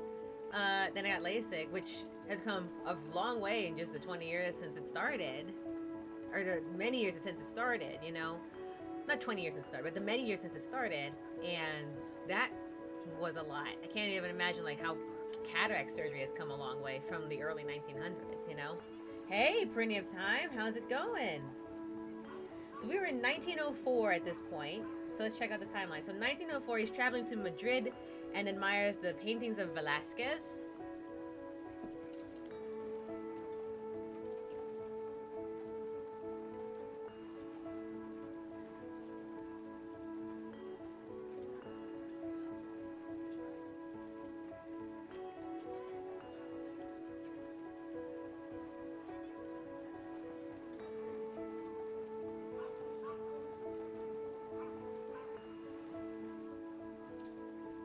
Double check something.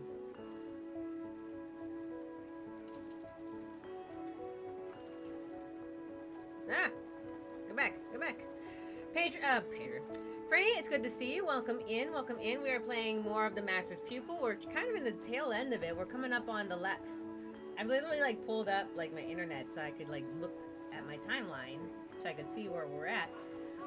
I'm assuming Velasquez, when they're bringing that up, I'm assuming they mean the Baroque painter, but I'm not entirely sure. I just assume.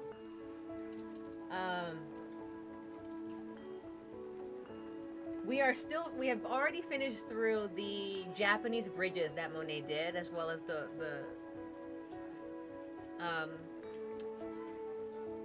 kind of coming in to the cataracts that he started having. So you'll notice that some people will call this the Otherworldly series after the Japanese bridges, because as his eyesight went, clarity started to go with it.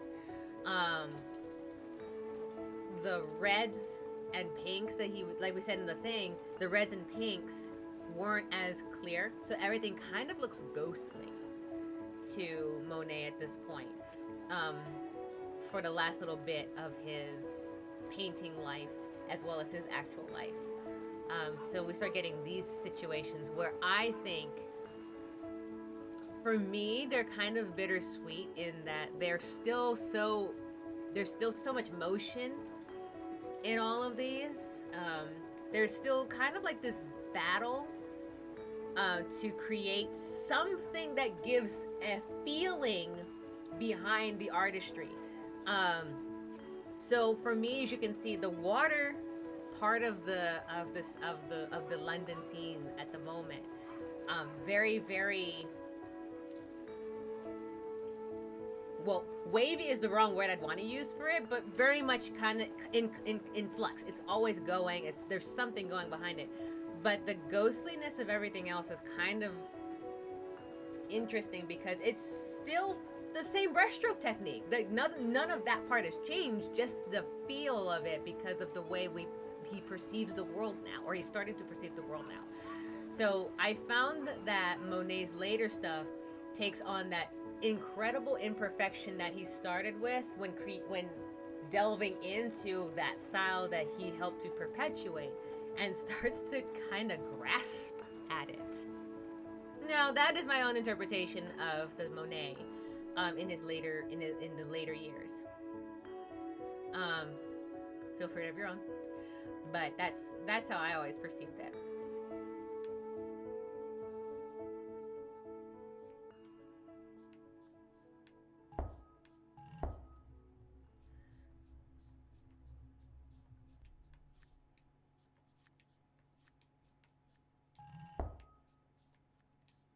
Okay.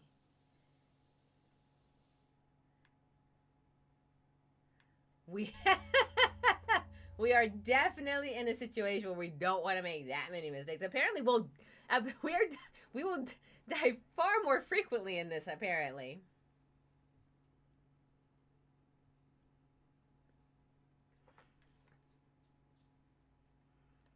All right, we need that to be red so that we can get to it.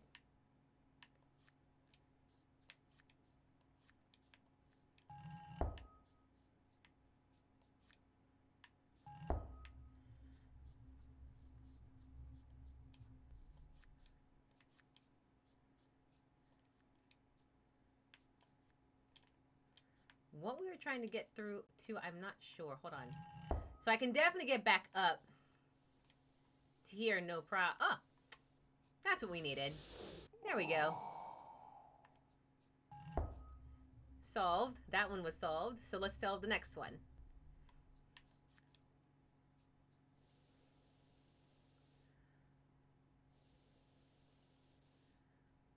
All right, we can get all the way up there. I don't know what we need up there, but we can get all the way up there.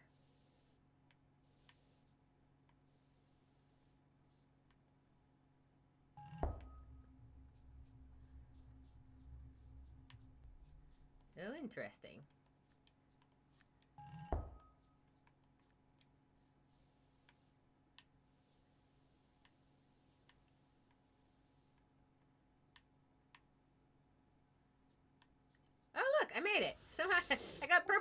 accident. Yay! Hey, Shadow Knight, how's it going?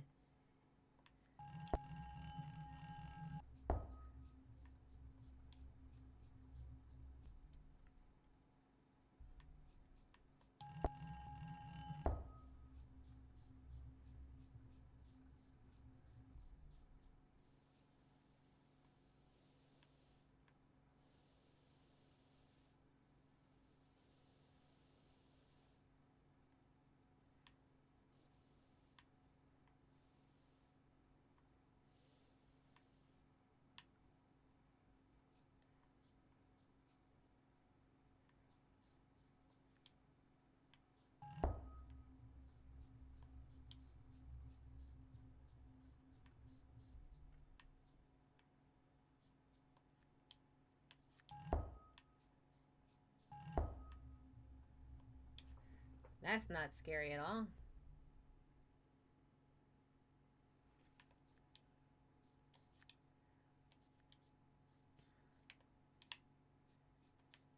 Especially since I can't actually see where I'm trying to go.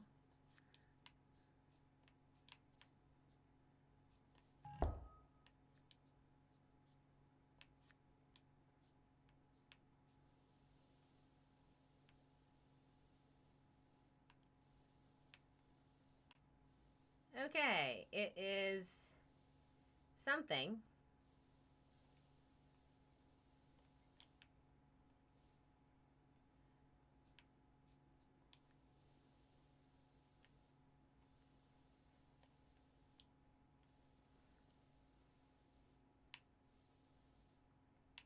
Just let me fall. There you go.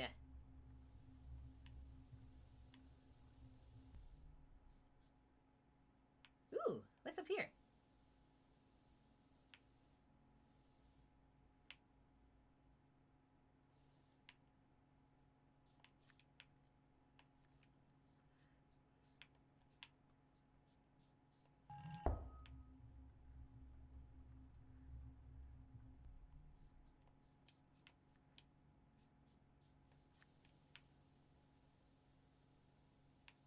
Nothing. There's nothing up there.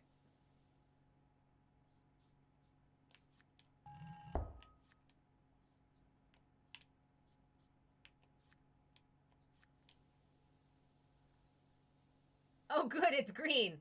Thank God. We're just kind of making puzzles up as we go. The puzzles are a bit more difficult, but the solutions are nice visually. Yeah, I agree. And then this happened, and then I wasn't in agreement anymore.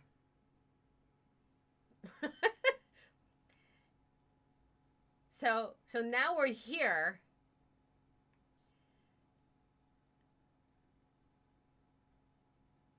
Okay.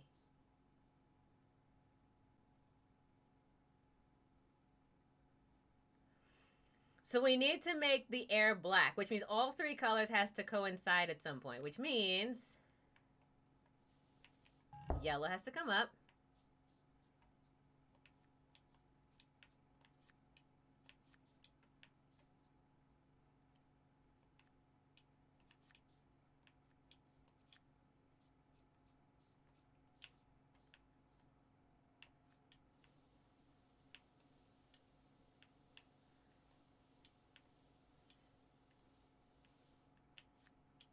This is by far the scariest puzzle, because I don't want to die. I just don't want to die. As simple as that.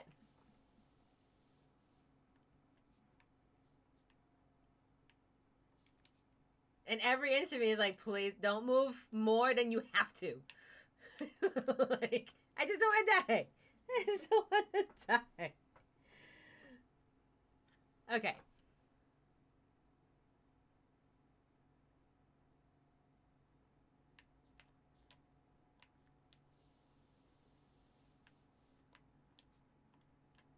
Oh, for Pete's sake.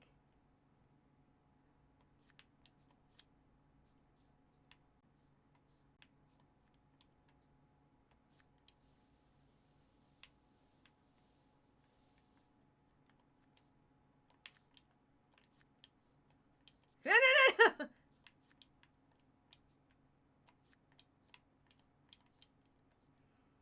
Pause.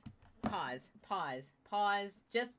Just pause. I'm going to respond to this text and I'm going to think.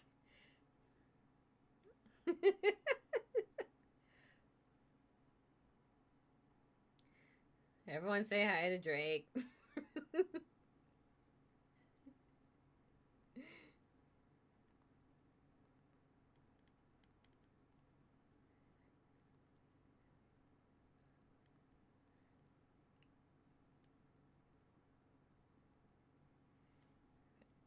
I just told him this puzzle's got me super nervous.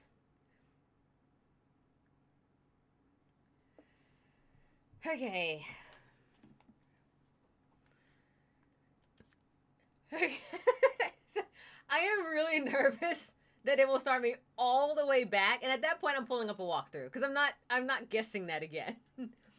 Drake being his jump skills from Neon White. I'm gonna tell him you said that. Here, hold on a second. I'm sending a text. Pedra says, bring your jump skills from Neon White.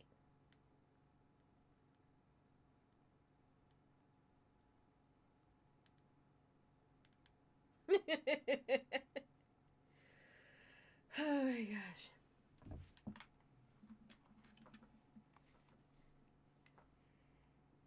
Okay, so we're here now. Oh, there's another switch there. What is it? What does that mean? There's another whoa, whoa, whoa, whoa. Oh, Drake. Ah, the ice swirl, I see. No, we're in chapter 11. We're in chapter 11. By the way, chapter 11 is the last one. I'm going to bring chapter 12 on Monday because I think that's where my brain is at the moment. Also, I'm almost at the 2-hour mark anyways, so it works out. I'm past the 2-hour mark. She's going to have to redo this level, Eliza. No, I don't want to. I don't want to redo the level. I don't want to. I want to get it right now and not fail. We're going up. Everything's going up. Oh. Okay. Everything's here. We're good. We are a little safer than when we started, which is all I can ask for at this point. Hi, Drake. Welcome to the stream. I hope you're doing well. I'm so glad everything moved up. Oh my god, I was so nervous.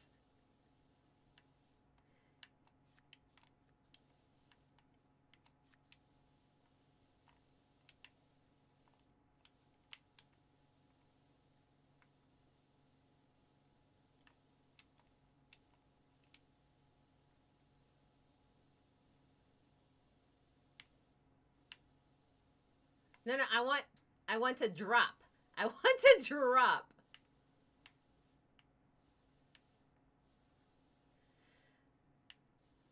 There. I literally want nothing to do with that section right there. Okay.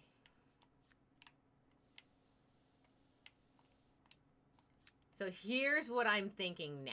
We go up this way. Oh, gosh.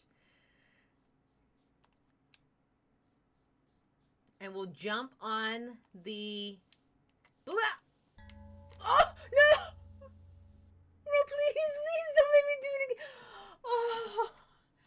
Oh, this is like in Pokemon when you have Mewtwo in your sights and you've got like one Pokeball left to capture it and you're just waiting for it to do and Ash is, just kind of like, just, come on, that's my last Pokeball, come on, and then you capture it. That's what this feeling of hitting this checkpoint is. Right now. Oh. Okay. No. Fine. It's fine. This is fine. We can make this mistake. This mistake is okay. I know, Pedro. I know. Alright, but this mistake is okay. We can live with this one.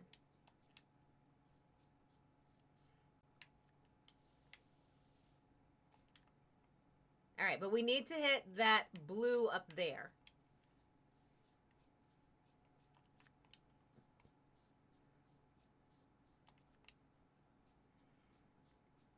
We gotta do it going through the red.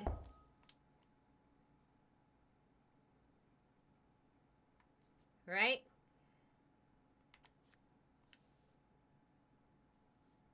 All right. Cleanse our palette with the white. Go team, go. All right, and now we go all the way up.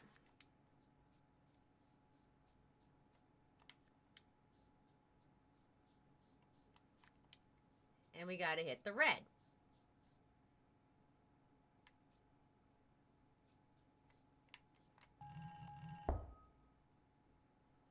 Or not.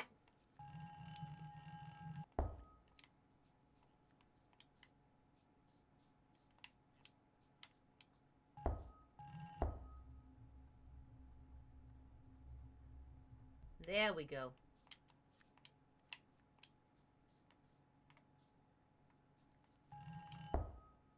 And now we hit all of them. And we should be getting... Ah, success! Now we just have to get to the top.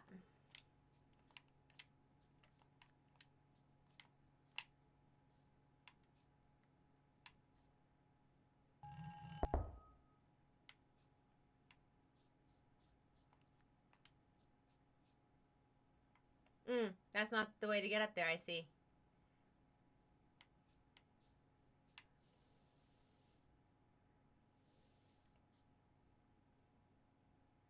Thank you very much.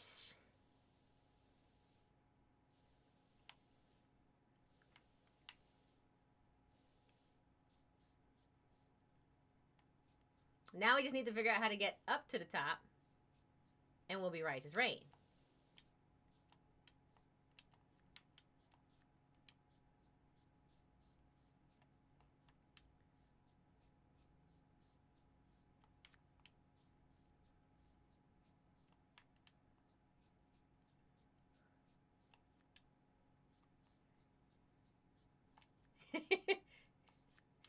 I'm like, these puzzles ain't got nothing on me. Ah!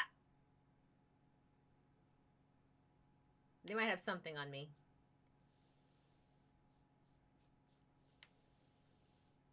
Also, when we drop in that red color,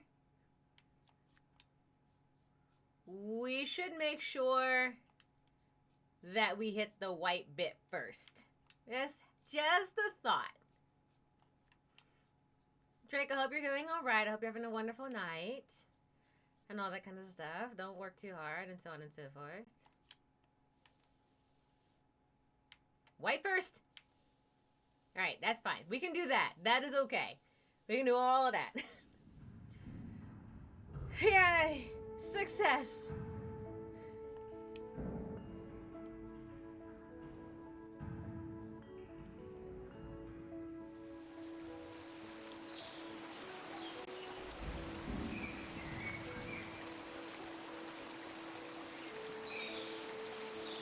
All right, and we are at Monet's 1907 water lily painting.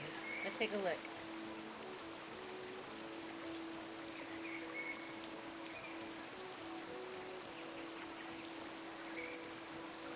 (1907) is when we really start getting concrete, like, sights of his problems. He had been able to kind of sort of get through it and all that. It's wonderful, I know, right? It's absolutely beautiful. But this is when eye problems really start to deteriorate all the way up to the time of his death in 1926.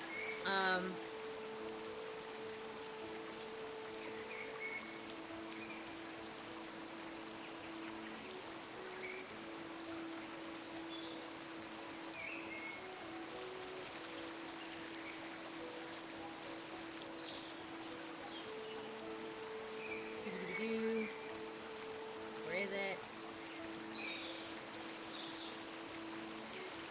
Alright, so continuing on where we had left off. Hold on one second. By the way, I like the sound effects, so I'm going to keep that. I'm going to turn this down a little bit. Okay.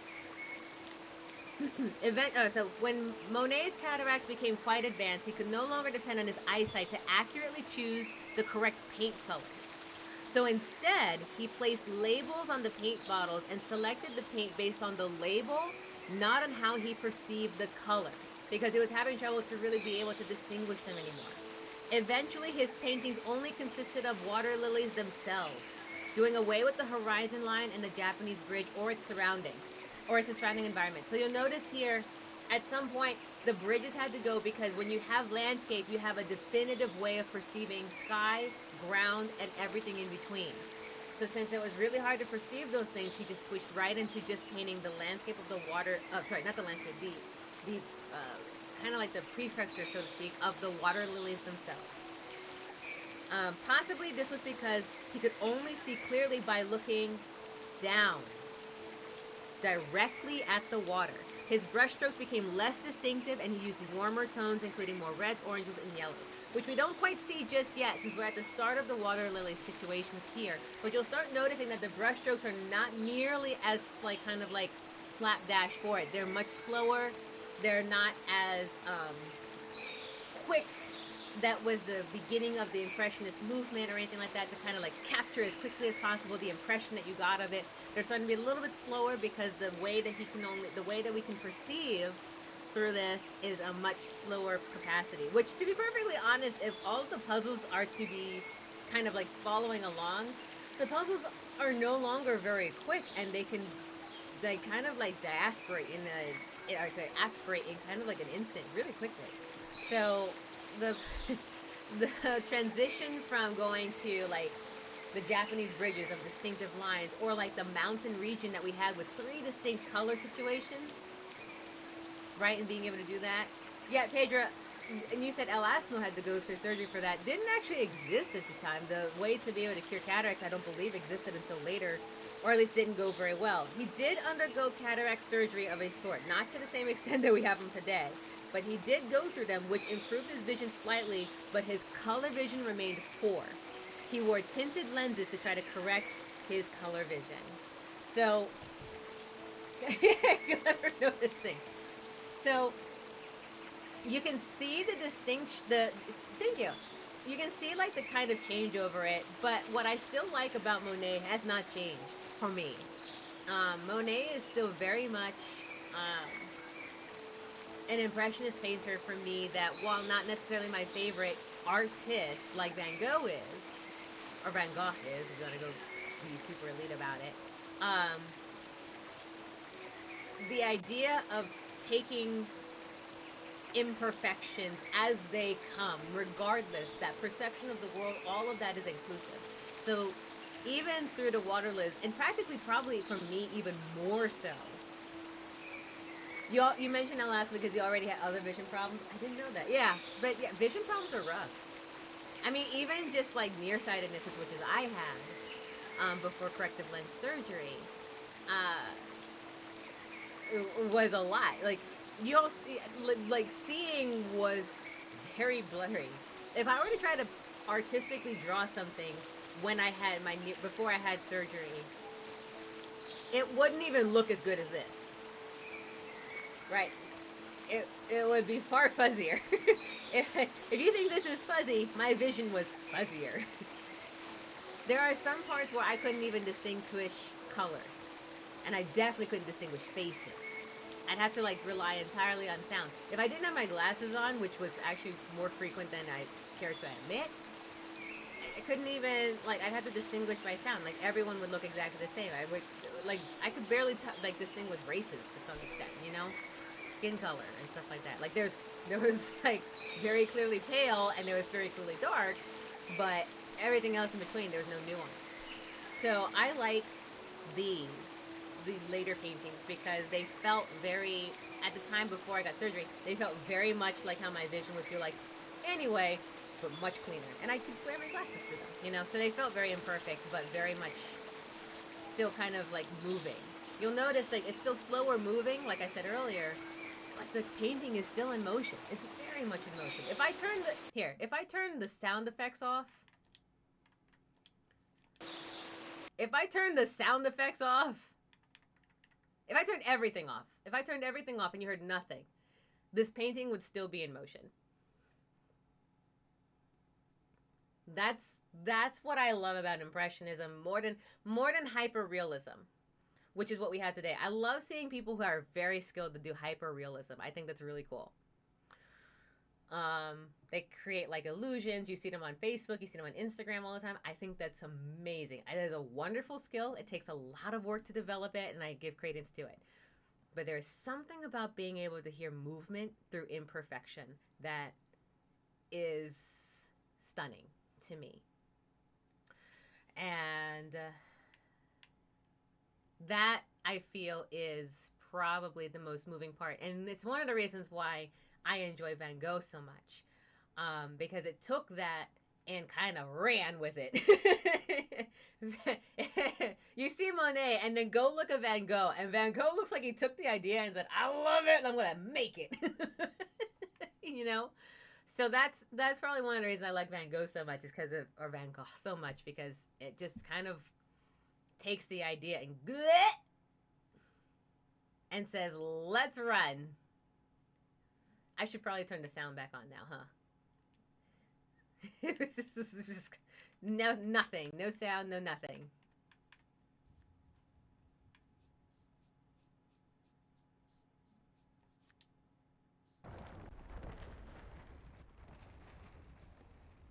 And we fall to oblivion. Oh gosh. Okay, that's mildly scary. So on that note, we have reached chapter 12, right? And that is where we are going to start on Monday. We're going to pick up, I'm going to finish this out in chapter 12 on Monday. Thank you all very much for joining. I hope you enjoyed Monet. I hope you enjoyed the show. I hope you enjoyed the discussion that we had about it. And I hope that, I hope we all learned something. Let's see. So yeah, I'll be back on Monday with more of this, and we'll see how it goes. It'll be the last chapter of the Master's Pupil, and then we'll move on to something else. I don't think there's any logistical things that's going into it. I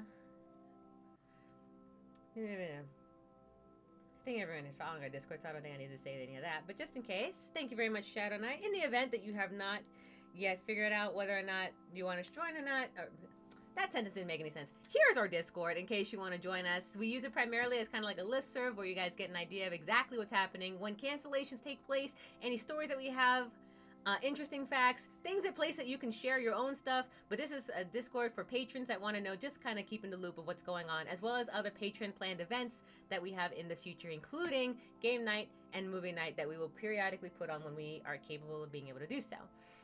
If you look in the About Me page, there is the, and you're looking for something different to do with your family or your friends or with your own Discord servers or on Skype, which doesn't really exist anymore, or Zoom, or with students or with team members or with coworkers or strangers on the street, because you are that kind of person, please feel free to check out the It's a Lock Escapes in below. They are a small female-owned business that creates small puzzles that are, they're not like long or intensive or anything like that, but they are still kind of cute, cool, and they are made by them as themselves. So if you want to support small business, feel free to click on that link. If you click on that link and you purchase from them one of their puzzles, which can range from printables, which have printables and digital files, $15 to $18, then I get a commission, which is really, really cool, right? And yeah, so there's that. We have one that's on the works for sometime this month. I believe this might be the end of the month, where we have one that they have given me, and we will try it as a Discord. So if you want to join a Discord and join for that kind of thing, feel free to do so. And you can get an idea of what kind of puzzles they create. You're awake now? Excellent, K-Dog. Excellent. Feel free to send Pedro and I that spiced sausage rice thing that you ate earlier. Awesome. Thanks. If you have anyone that you'd like to raid into, feel free to type them in the next 20 seconds.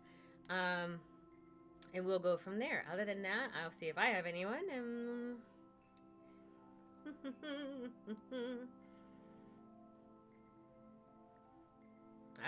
Surprisingly, I don't have anyone. I was like, who do I have available? Let me double check. Let's see.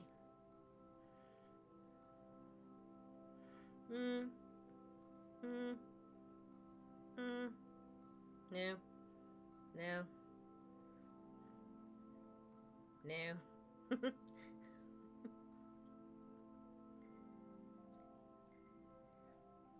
No. I got no one. have one, but let's see right there. Okay. Then if no... What? Where'd it go? Oh, it scroll up. Well, let me see. Let's double check to make sure I'm not coming in when it's going to end very soon.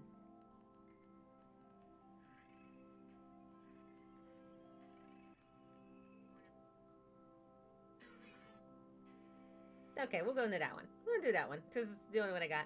All right, so thank you very much for joining me. Let me go ahead and set us up for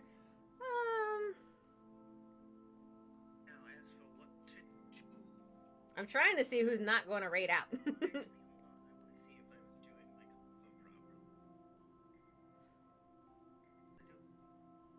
They seem fine. We're going to go to Abby's corner. Very different from where we're at, but that's who I've got. All right, so let me go back to my own thing. We're going to do raid out for that. I'm going to turn my own voice off because that's embarrassing.